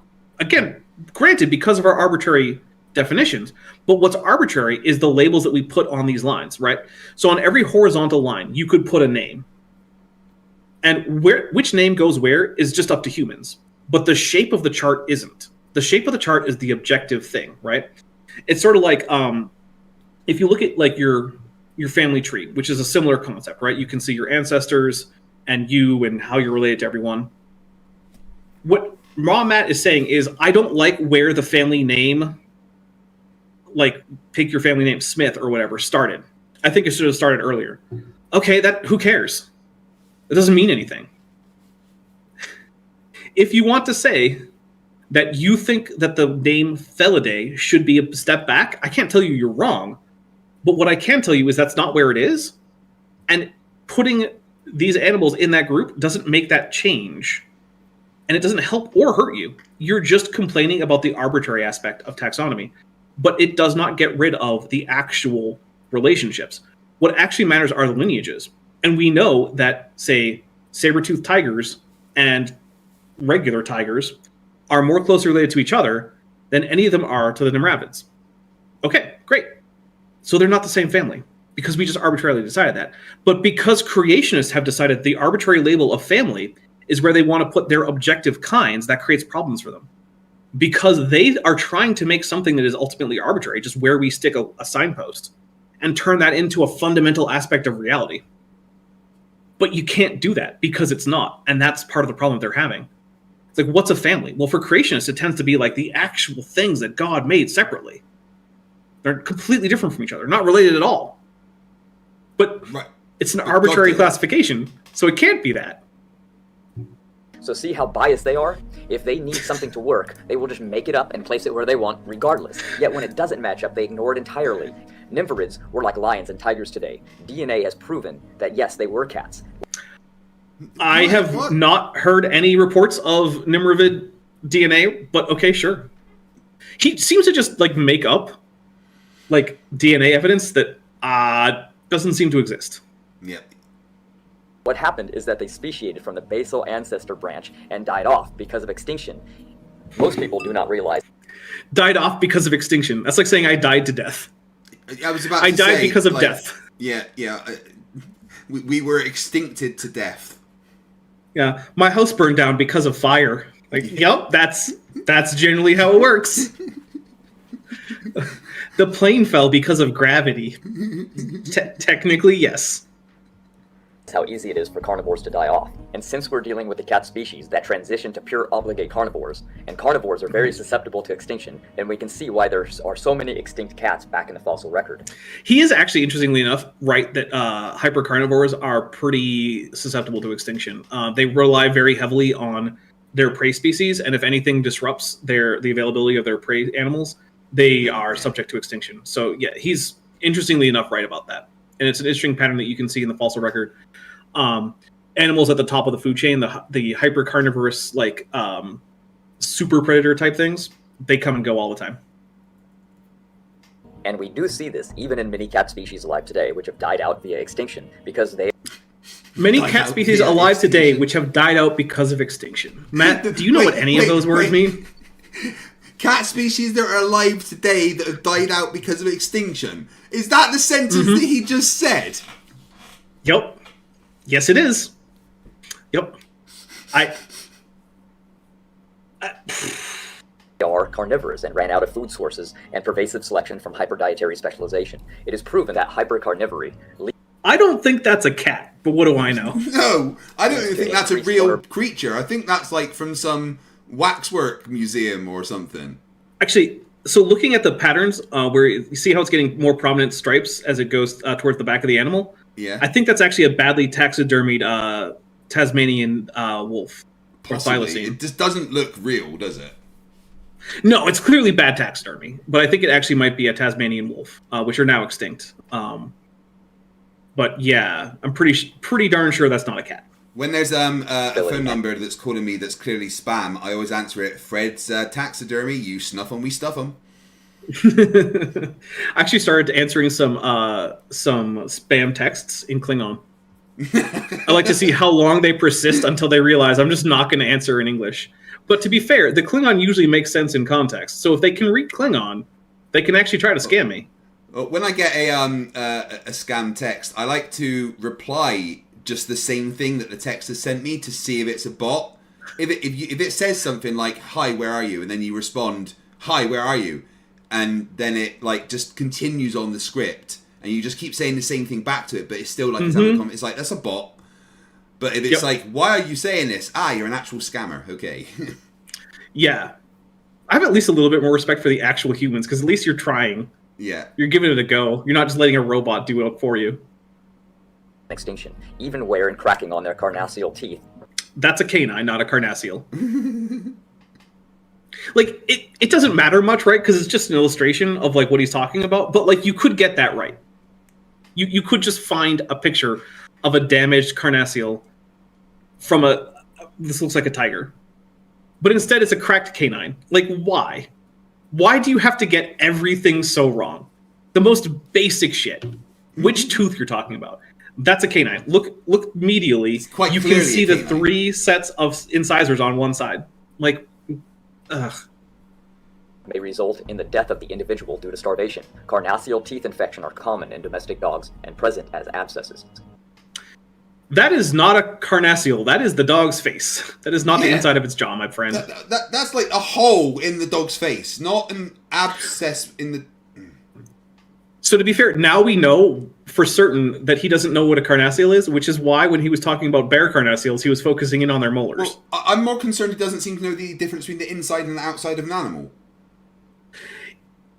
Yeah, that is a problem. I hope he doesn't have any pets. As for the ecological niche of large carnivores, these animals typically make up only a small part of the ecological Look, here in the States, I've even heard professional biologists say it niche. I'm not going to nitpick him on that one. diversity of any given area. This fact directly relating to 1, the availability of food and success rate involved in catching something, and 2, territorially. If predators equaled or outnumbered their prey, while also having to contend with disease, injury, and other factors of mortality, the ecosystem would not be sustainable. Carnivores would eat themselves out of house and home, literally. Likewise, given the fact that carnivores do not migrate with herds, rather hold down territories, there is only that varies, but sure, whatever. so much room in a given area for carnivores of a particular species to exist. To be fair, pretty much all carnivorans, like the actual mammal order, I'm pretty sure basically all of them except like the aquatic ones maintain territories. So whatever, I'll give it to them. Given this observation, it is often strange when we come across mass assemblages of carnivores in the fossil record. To me, this is more proof that Noah's flood helped these things form. Oh my god, I'm gonna sip some of this. This doesn't even have alcohol, but I'm gonna pretend it does. Okay, so there's this thing called a predator trap. A predator trap is a deadly situation like a Mike tar. Hansen used to do. Chris Hansen. What's that? Trap. Is that? What's that? No, sorry, that's a different kind of predator trap. Sorry. Oh, right. Yeah, there's that kind of predator trap. This is for wild animals, not for human predators. So what happens is which by the way, the things he's showing us aren't predators. Those are ceratopsian dinosaurs, which weren't predatory, but whatever. Predator traps happen when there's some aspect of the landscape that is deadly to whatever goes in there. It might be that there's been a volcanic eruption and now there's toxic gas that's denser than air, so it's stinking around in some valley or something. Or it could be like a tar pit. It could even be quicksand, right? Where animals wander in, they die, and it's hard to get out once you get in. That attracts predators because all predators will scavenge if they have the opportunity, right? The idea that there's scavengers and predators as separate categories is basically a myth. Some animals are more willing to hunt down prey than others, but all predators will scavenge if they come across a reasonably fresh corpse. So some herbivores or even some carnivores wander into this death trap, and that attracts specifically carnivores because herbivores tend not to scavenge, mostly because they know that carnivores are better at it and will push them away from the corpse, even if they would like to eat it. So what happens is, we'll use the La Brea tar pits. That's a famous example. It's almost all direwolf bones in there. Direwolves make up a huge proportion of the fossils in the La Brea tar pits. We also have a few other animals, but it's almost all direwolves. And that's because once an herbivore or another direwolf gets stuck in the tar pit, it's going to die in there. It can't get out. Yeah. But that attracts more direwolves, and that's all that's happening. The problem is that the flood actually doesn't explain this, because the flood, being global in extent, means that there should be no real preference by locality for carnivores versus herbivores. And all the carnivores should be represented in about the same proportion as they existed in the environment. Whereas in predator traps, the carnivores vastly outnumber herbivores, which is weird because that doesn't happen in real life. Because in real life, you don't get as many calories out of eating an animal as that animal actually has stored in it as chemical energy, because your digestion isn't 100% efficient. Which means that the biomass of predators has to be smaller than the biomass of herbivores. It's that's just physics, right? The energy balance doesn't work any other way. And so these predator traps, far from confirming the flood, one, usually can't have formed in floods, right? Like, we know that tar pits aren't what floods make, right? You don't get a flood and suddenly there's tar everywhere. That's not how it works. So we know that most of these predator traps weren't formed by floodwaters, and they don't actually make sense in terms of what we would expect a flood to show us in a fossil record. Because when we do have flood deposits, which are in the fossil record, they don't show a predominance for predators. As massive dinosaur graveyards. Besides, observation and logic tells us that this is not how animals behave in the world we see today. So, I mean, it is in predator traps. Yeah. That's the thing. It is in predator traps. Those still exist. We still see them. Why assume that such a large number of predators? By the way, this is Dinosaur National Monument in the United States. It's pretty cool. I don't remember exactly what caused the dinosaur die-off, but there's a large number of sauropod fossils. You can see people working there. This guy is standing on a dinosaur leg. You can see a bunch of sauropod vertebrae around. Cool. But basically, it was a big fossil bed. It got uplifted so that it's almost vertical, and it's now roped off and put inside a building that you can go see. It's run by the federal government here in the United States. And so if you're ever stateside and you want to see some fossils, Dinosaur National Monument, great place to go. Congregated back then. Think about it. If the group doesn't seem to be a family or a social group, why were they together? By the way, this is a snow leopard, which is actually not closely related to any other cats. It's its own weird little group. It's not closely related to leopards. It's just called that because it has a similar spot pattern. And it also has proportionally the longest tail by far of any cat. Cool. The Bible has no documentation on what any of the created kinds were. So we have to well, except for humans, I suppose. Infer, using as much genetics as possible, and even the fossil record, unfortunately. Yeah, but when you do the genetics, you find that humans are more close to apes, or, well, chimpanzees specifically, than tigers are to lions. So, oops. And this is really tough, because almost all life was wiped out because of Noah's flood. The Bible is vague on the topic of created kinds because it is not a salvational topic, nor one that needed much attention. The word kind is actually... Here's a fun fact. The idea of salvation wasn't actually really a thing back when Genesis was being written.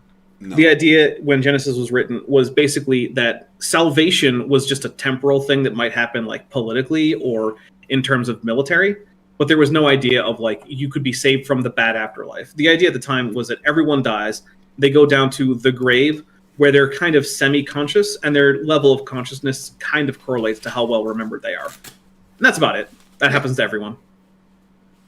Used to describe many different things. Kind, a large group, are called animal kind. Then it is used again with bird kind. Then it becomes more specific with the hawk kind. So it's far too vague to give a specific definition. So the Hebrew word underlying this word kind is mean, mem yod nun.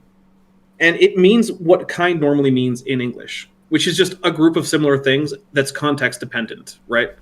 So if you say, oh, I like this kind of food, you might mean Indian food. You might mean specifically this particular type of curry.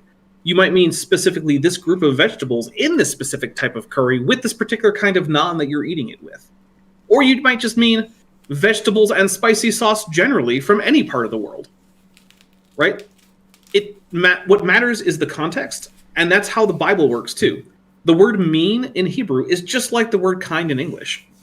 it doesn't mean anything in particular. It's just context dependent. So when it says bird kind, what it means is all the birds. Yeah. When it says hawk kind, it means all the hawks. When it means moron And that's kind, it. it means all the flirts and all the younger creationists. Exactly. It's not a scientific or a technical term, and it never was. But creationists use it that way. And it's weird because no one writing the Bible would have used it this way. They would have been baffled by the idea that this was some kind of technical term. Because remember, the ancients had technical terms because while they weren't as knowledgeable scientifically about as we are, they had specialized professions like architecture and carpentry, metallurgy, and all these things. And they had their own technical terms for things that they encountered in those jobs. Kind isn't one of them. People should understand that it is an umbrella term, like mankind. Would you not classify a midget or an albino or a mongoloid part of mankind? Why did he show a Down syndrome person and say mongoloid? Because he's a horrible, horrible human being. I kind of want to slap him. Yeah, me too. I kind of forgot that was in here. Of course you would. The Hebrew word is where the attention should be, not the English word kind. Original word in the Strong's Concordance is that of min. Anytime someone is using the Strong's Concordance, it is a red flag that they do not know what they're talking about. Strong's Concordance, at most, just gives you where a certain word is used. It is basically useless. There are much better concordances, and there are much better lexicons. There's no good reason to use Strong's Concordance, ever, for anything. Just don't do it. It is the sign that you are not really knowing what you're talking about right now. Yeah. Like in minute. It is from an unused root word to portion out, or to sort kind, species, a part of a whole, an amount, a section, or a piece of something. So he's just showing us that the word mean in Hebrew isn't a technical term, even though he's going to use kind that way. Okay, cool. Thanks, Matt.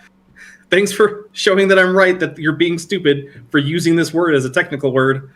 Yeah, just literally pointing out that you're a fucking idiot. Good job! Mm-hmm. So this would mean that kind is a mixture between subspecies and order, and more specifically... No, Matt, it means it's a general term for a bunch of things that are kind of similar that is context dependent. How? Why is context so hard for these people? It's because they barely think. Their brains just don't bother. That's all I can come up with. Register on like an ECG, would they? It's literally the same thing as like, well, it says that level means flat here. It's like, did you read two definitions down and think that maybe that's the context I mean? No. It says this one here, so that's what I'm going to go with. Okay. Near the family. I think the tree of life is an artifact of... This is, by the way, his video. This is his cut. That wasn't me. Yeah. Some early scientific studies that aren't really holding up. So the tree, there may be a bush of... Actually, wait, that might have been my cut, because this might be the other Matt Powell video. So, okay. Right. If this goes to Matt Powell, it was my cut. So my apologies if that's the case. I don't remember. I don't like that word. Okay, so what this guy is talking about is the fact that there's this thing called horizontal gene transfer. So normally what we talk about is vertical gene transfer. That's transfer from parent to offspring and so on, right? So you vertically got your parents' genes. That's vertical. But if another organism that isn't ancestrally related to you somehow gets its genes into your genome, that is horizontal. So this does happen. It even happens in humans. Humans have a number of what are called endogenous retroviruses, which are bits of viral DNA that are incorporated into the human genome. Those are transferred, obviously, from viruses, and no one has a virus as their dad or their mom, so that means that they were transferred in horizontally. Well, okay, maybe. So at the very basic... Yes, we were talking about you. A first grader. Sorry. So at the very base, like where we're talking about like, different groups of like archaeans and prokaryotes, there's a lot of horizontal gene transfer that was happening. And we know that organisms like this have a lot of mechanisms for horizontal gene transfer. And so what that results in is it's hard to get ancestor-descendant relationships as cleanly down at the very base of the tree of life as it is at higher levels, where horizontal gene transfer is more rare. And so that's what people mean when they say that at the bottom of the tree is kind of bushy. It's because there's a lot of crossing over. But the problem is that doesn't negate the common ancestry part. The fact that like some portion of this bacterium's genome came from this archaean genome doesn't negate the fact that they have common ancestors. It just becomes hard to draw a nice clean tree because of the horizontal gene transfer. That's it. That's all that's being said here. Before you But that continue, one- I can see that. I really need to do a Riley, so I'm going to quickly play a song saying how dumb Witsit is. I'll be back in 2 minutes. I will get a new icy drink. What is a full moon and what is a new moon on your model? Probably like a magnetic cycle, and just like the center of a barrel cell image of a magnet.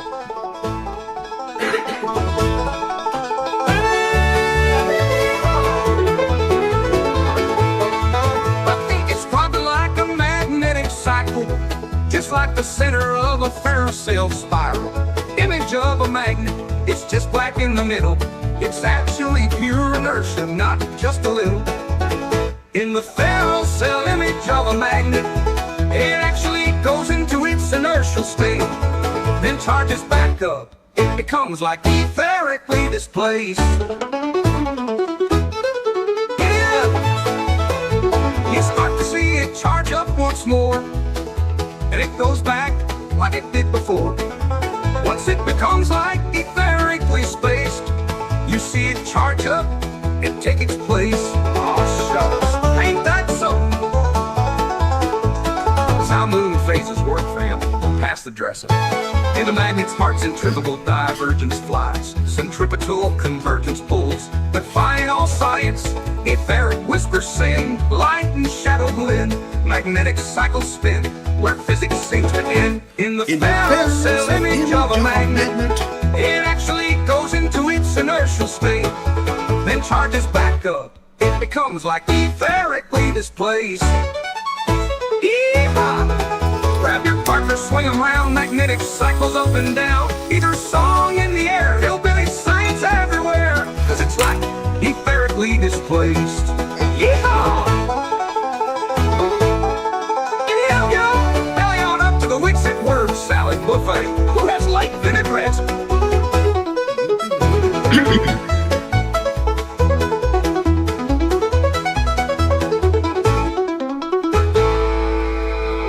The Jugger Ranch. Then charges back up, and once it becomes like etherically displaced again. He's a bloody genius, that guy. The degree to which none of that actually means anything is still astounding to me. I know. It would be hard for me to come up with something that means so little. Have you heard? You've heard "No Dirt in Middle" by Debunked, right? Yes, yeah. There's just a transcript of one of his texts that's just just complete. It's not even sentences. No, it's just random ass words that just fly around. I tried to get ChatGPT to dissect it, and she was like, "Stop! No, go away, Craig." I'll give Witsit this. At least his sentences have the grammatical form of a sentence. Yeah. Demok, it's just words. All right. Should we hit play, or you got any super chats or anything you want to go through? No, we're good right now. We've got another 3 minutes of this, and we can check on our poll. Yeah. So there is not a tree of life, and in fact, from our deep sequencing of organisms in the ocean, out of now we have about 60 million different unique gene sets. We found 12 that look like a very, very deep branching, perhaps fourth domain of life. Squids and octopuses have a different genetic build than any other creature in the world. That is just not true. In fact, when squid and octopi and cuttlefish and whatnot were genetically sequenced, they line up just with the mollusks, as was expected. They're just mollusks. I mean, they do seem alien, right? If there's anything on this world that you could consider alien-like, it's an octopus, right? Oh yeah, no, definitely. But I mean, in point of fact, genetically, they line up perfectly well with mollusks. The conclusion that they couldn't have come from any other sea creature.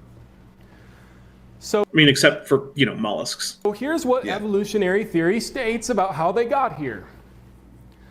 Evolution says, or evolutionists claim, it says one plausible explanation, in our view, is that the genes are likely new extraterrestrial imports to Earth. Okay, so he is currently reading from a paper that was written by some of the associates of Fred Hoyle. I don't know if you know who Fred Hoyle was. Yeah, I have. But yeah, so he was a British astronomer and cosmophysicist and astrophysicist, right? He, interestingly enough, came up with what we now accept as the basic way that higher or heavier elements are created in stars, right? His stellar nucleosynthesis idea is now the standard model all the way up to certain level after which we have other ideas as to how they form like supernovae and whatnot. But Fred Hoyle was famously an anti-evolutionist. He was a weird guy because he was both an atheist and he hated evolution. It's a very rare combination, but what are you going to do? And this paper was written by some buddies of him. Now, Fred Hoyle thought that life spread around the universe through space, and basically life forms would just land on planets that were suitable to life and then proliferate. That was his idea. And this paper is by some of his buddies. Now, it did get published, but by calling them evolutionists and implying that these are people who accept evolution, Matt's just lying. These are people who are anti-evolution. They do occasionally manage to get published, but almost immediately after this paper was published, numerous refutations were written and published, and the journal apologized for publishing it in the first place. That's always good. This is not Look, guys, the consensus view science. of evolution. Yeah. These scientists declare that, quote, the squid eggs hitched a ride. So there he's not reading from the paper. He is reading from a pop sci article. I don't know which one, because I read the paper, and they actually say that what they think happened was that viruses hitched a ride on an asteroid, and that the viruses infected some mollusks, which then resulted in the development of the very unusual cephalopods, like squid and octopus. Yeah. So he's so again, there was no squid just eggs on a meteor in this claim. Right. Yeah. So he's reading a pop sci article and then just taking that at face value, which I guess is slightly better than just reading the headline like he did with the dinosaur farts. But like, again, don't just take the headline of a pop sci article at face value. Check the original paper and check to see if that paper has actually had an effect on the field. Because sometimes a paper gets published and it's wrong and no one really cares. Yeah. In fact, sometimes even idiots like me can figure out that a paper is wrong. So there was at least one paper that I publicly disagreed with, and it was later retracted. So I win on that one. To Earth on the back of asteroids. No, it was on the front of asteroids. It was on the side. Yeah. Was it on the left or the right side? That is what evolution teaches, folks. But you got to remember, when he says that is what evolution teaches, what he usually means is, that's what I read from a pop sci article that misrepresented what a fringe paper said. Yeah. I am not kidding. I was in an interview with a friend of mine who's got it. It's true, you're not kidding. He's lying, which is different from kidding, because kidding is when you lie with no expectation of being believed. But you're just regular lying, where you expect people purposefully. Yeah, exactly. So yeah, it's true. Matt wasn't kidding. He was lying. Or he's just super stupid. I mean, that's a possibility. He's an actual creation scientist. Now, him and I don't see eye to eye on everything. Being an actual creation scientist is the same as being an actual flat Earth cartographer. But he brought this up, and I thought he was joking with me. I said, are you serious? We cut for a moment. I'm like, you've got to be kidding me. This is what they teach? He said, yeah, it's what they teach. I looked it up. I'm glad he got it from a different idiot. They just spread the idiocy around like herpes. Sure enough, evolution teaches that they hitched a ride on the back of asteroids. Doesn't that sound fun? And no, actually, it sounds terrible. Yeah, no air, endless darkness. Cold. Alternately cooking versus freezing. Yeah, possible explosions on the rock from pressure building up. Yeah, no, it sounds horrible. No, yeah. And who knows, bloody fucking Bruce Willis might turn up with a drill and try to blow up your home. Sounds crap. I'll stick with the Lexington, where it's nice and warm and cozy. Yes, my ship will always have working life support. Fridays, 6 p.m. Pacific, top hats off. Check it out. They don't get along anyways. Squids and octopuses are constantly fighting each other, so I don't know how they made it here to begin with. I have no idea what he's talking about there. Squid and octopus don't tend to live in the same places. Squid tend to be like organisms that live free swimming in the water column, whereas octopus tend to live at the bottom. They don't tend to eat exactly the same food. So I have no idea where he's getting this, that like squid and octopus are like mortal enemies who hate each other. I think he's just imagining it, or maybe it was on a TV show he watched. I'm pretty sure it's a SpongeBob episode. Maybe that's it. Maybe he's confusing SpongeBob with real life. Because, you know, if there's one thing that organisms under the ocean like to do, it's go to the beach that's under the water. That's real. But of course they were eggs, and the article goes on to say that they were, they were fertilized. They don't know how, but they were fertilized. Well, you see, when a mommy squid and a daddy squid when they love really each other love each very other, much, yeah, and the the lights go daddy off. squid will detach his penis and it will swim over to the mommy hold squid. on. Wait, what? That's not... When I was told the birds and the bees, I'm supposed to take it off? No, because you're a mammal. You can do it the other way. Right. You can leave it attached. So I don't... I was actually just to be once asked, clear, do they I want to be grow absolutely back? 100% clear here. I don't need to detach my penis.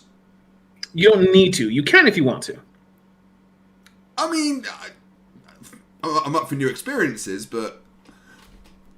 Hey, you'll never know if you don't try. I was actually asked once if it grows back, and it was like, no. The male dies. That's it. The female will die, really but it'll just take a little water. So yeah, the penis swims over, and then it releases its sperm, and then there you go. That's it. That's the whole thing. So that they could hatch when they hit the water. Evolutionists also claim that monkeys, because monkeys had to have somehow gotten to South America from Africa. Mm-hmm. That's what evolutionary theory states, and they have a problem figuring out how. So their best conclusion that their best scientists have come up with is this idea that monkeys surfed. Once again, this is just him not understanding that this is just a cheeky reference to rafting, yes, which is just animals clinging onto plant debris. And for some reason, that is just, he just can't get that. But the weird thing is, that's also usually a standard explanation as to how animals got to where they live now after Noah's flood. Because remember, in the flood story, Noah lands somewhere in like the Middle East. With all of the animals. With all of the animals except maybe like the fish. And okay, maybe you can explain the birds because they can fly, sure. But basically all of like the reptiles and the mammals have a problem. They can't get to places like North America or Australia or South America, right? Unless they go across the ocean. Now, the people who wrote Genesis didn't know that Australia or the Americas existed. So for them, the world was literally just like North Africa, like parts of the Middle and Near East, and like the eastern parts of Europe. That's all they knew about. So for them, the idea that all the animals in the world could get off the ark and then go repopulate the world they knew of that seemed plausible. They didn't know how many animals there were. They didn't know how big the world was. They didn't know just how much ocean there was between different landmasses. They didn't know any of this. So for them, okay, big flood happens, and then the animals get off the boat, and then they just walk to where they need to go. No big deal. But for creationists, it is a big deal. And one of the ways that they explain this is literally rafting. Animals attached themselves, like grabbed onto bits of floating debris, which there probably would have been plenty of after the flood, they say, and they floated to where they needed to go. Of course, I've also heard some creationists say that they were shot to where they needed to go by volcanoes, which is where we get the suborbital platypus idea. Suborbital platypus. I feel like that might have a few problems. But yeah, it's a weird thing because Matt just rejects rafting as an idea, but he needs rafting. He absolutely needs it for his ideas to work. He also looks there in that freeze frame like he was doing a poo. Oh, even more so there. Across the ocean to a land anew over in South America. Now, I do want to point out that at the time this would have happened, Africa and South America would have been much closer together. And so the trip would have been about a third as long as it would be now, which is still really long, but it's doable. And again, we see rafting events now. Yeah. Today, rafting events happen. It's not a thing that we're like, is this real? Like, no, we watch it happen. It's just as real as the waves on the ocean or baby pigeons, although I've never seen one of those. Although, hey, you ever heard the word squab used in connection with like food? No. That's, well, if you read some fantasy books, you might come across it. That's literally when you eat a baby pigeon. Right. You call it squab. Okay then. Yeah, you eat them right before their first flight, so they're still all nice and tender, but they're plump because they're almost adult size. Then you just grab them and you eat them. Nom, nom, nom, nom. Now that has a lot of problems. There's tides out there. You know, they probably get blown off their surf. Who has ever seen a monkey surf? I don't even think they can. I mean, if you've ever watched like the 9 o'clock news, they'll do little specials about surfing, whatever. Yeah, but yeah, pretty again, sure no the one is surfing dog. proposing that they were surfing on a surfboard. No one. So all of his claims are like, well, how could they surf when they're just stupid little monkeys and there's tides? Again, that's not what anyone means, man. No one means that. But, like, this is what happens, folks, when you go into fantasy land and when you think that the world created itself from nothing, magically, I might add. Yes, because the idea that involves just physics operating as we know physics to operate, that's the magical option. The option where a guy uses conjuration spells to create the world, that's the non-magical option. Yeah, the actual Remember, magic sky daddy, that's not magic. Yeah. The miracles, not magic. Physics, magic. Okay. I think that was all of it. Wait, did it just end? Yeah, that was all you had on there. Oh, well, there you go. What happens, folks, when you go into... Yep, that's it. Well, there you go. There was a couple of Matt Powell videos and one Raw Matt video to show you the... I was asked to bring like the stupidest young Earth creationists I could, and it is hard to find a creationist stupider than either of the young Earth Matts. So... Icy Spin $2, rather, says, next is Turtles Fight Crime and Eat Pizza, calling it. I don't know what I'm doing tomorrow, actually, yet, so we'll see. All right, I had a poll up. Who is dumber, Flurfs or Young Earth Creationist? And I'll end that now. See if Google can count to 100 today. No, Google cannot count to 100 today. Flurfs, 77%. Young Earth Creationist, 22%. 1% unknown. So... I actually voted for Flurfs for the reason I said at the beginning, right? Where all you need to do to prove the Earth isn't flat is know that the sun sets and call someone in a significantly different time zone and see if the sun's up there when it's down for you or vice versa. That's it. If you can do that, you can prove the Earth isn't flat. That's all it takes. Whereas it's harder to do that with evolution and the age of the Earth and the Big Bang and whatnot. So, I do give it, the Flurfs are stupider, but it really is the case that they make the same basic mistakes and the same basic arguments and the same fallacies, the same just absolute inability to understand anything more nuanced than like C-spot run.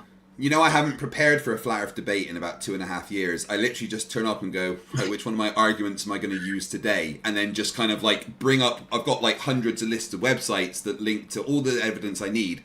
So I go, right, I'll just use 1, 2, 3, 4, 5. And my presentation will just be these random 5 things I brought up from my list of evidence. I don't need to prepare anymore. Yeah, they don't change. And that's actually one of the things in Young Earth Creationism, too. I usually say that Young Earth Creationists are somewhere between 30 and 100 years out of date on any science that they actually accept. Or that they try to talk about. Sounds just like Flurfs, and sovereign citizens are out of date with their law. Guys, I'm not even sure their law was ever in date. No, they've got their own law, just like Flurfs have got their own physics. Guys, thank you very, very much for watching today. Thank you very much for the incredible amount of support. Please do me a massive favor. Click on the channel in the title of this stream and go and subscribe to my good friend Dapper Dino, or he will take off his human suit and eat you, because he is actually a dinosaur. If you look at the thumbnail, that's his actual form. We did a video together a couple of years ago, episode 1 of Stupid Humans. You can see him there. He's actually a dinosaur. And if you want to see more of him and I together, then it's nothing like that. Just calm down. You can go and watch our Friday stream where we play Star Trek role-playing, and he is the GM and I am just a little noob trying to play my first proper game, and it's a lot of fun. Oh, come on. You're Commander Shelby, the chief engineer of the USS Lexington, NCC 1709. I am, and I've blown up 2 solar systems. Yeah, but only 2. Yep. I mean, I'm still not sure why Starfleet promoted me an episode after I blew up a solar system, but you know. They didn't blame you, because they're dumb. Yeah. I mean, and technically, you know, that solar system is still blowing up. Yeah, the stars are still there, to be fair. Just the planets are not doing too well. So come and watch us on Fridays where we nerd out and play Star Trek on Top Hats Off channel. That's awesome. I enjoy that a lot. And yeah, we're going to get Dapper back on at some point and have a chat between him and Peter Markley about Young Earth Creationists. Maybe we can save someone who isn't very smart. Peter actually seems like a very smart guy. I've seen him debate against Flat Earth, and, you know, he seems to understand science and stuff, so who knows? Actually, every once in a while, Toon has a Young Earth Creationist professional on who's written a book about Flat Earth where he says he actually puts out a good case against Flat Earth. Yeah, Danny. He just doesn't apply that to the rest of science. Danny or Falk? Is it Danny Faulkner? Danny Faulkner. Danny Yeah. Faulkner. Yeah, I'm not a fan of him. Yeah. No, I'm not either. But he did write a book that does pretty effectively defeat the Flat Earth. However, I've also seen Kent Hovind, another prominent Flat Earther, try to defend the globe. And basically all he did was call Flat Earthers morons, which is, one, true, but two, not evidence of the globe. No. It is very, very true, though. Yeah, it's just Dapper doesn't prove the globe. Thank you very much for coming on today. I very much appreciate it. I know it's a short notice, so I appreciate you taking time to grab those clips and talk us through the stupidity of Young Earth Creationists. And it's good to know that after the final experiment, when Flat Earth is dead, I've still got stupid people to poke at. Oh yeah, creationism has been around for a long time, and they're seemingly gaining power in the United States. The current Speaker of the House of Representatives in the United States has an author page on the Answers in Genesis website, so that's fun. Yeah. Hey, before you leave, I just want to take a second to thank my patrons and channel members, especially those pledging $20 or above: Ben Tovind, Thurevara, Tapioca Weasel, Whispers, Elron Teller, Ian Chen, Calvin Brostic von Manen, Landon Knoll, Mabbity Babbity, Sphincter of Doom, Wallace, Edwin M., North Texas Fossils, John Ackerman, and Strawberry Vein. It's because of my channel members and patrons whom you're seeing on screen that this channel can stay afloat. Without you, it would all shut down. If you want to join the team, there's a link to join the channel below this video, and there's a link to join the Patreon in the description. On the Patreon, you can get a 10% discount for pledging annually, and either way, you get early access to virtually all of my scripted videos, often 3 to 5 months before they come out for the general public. Thanks for watching.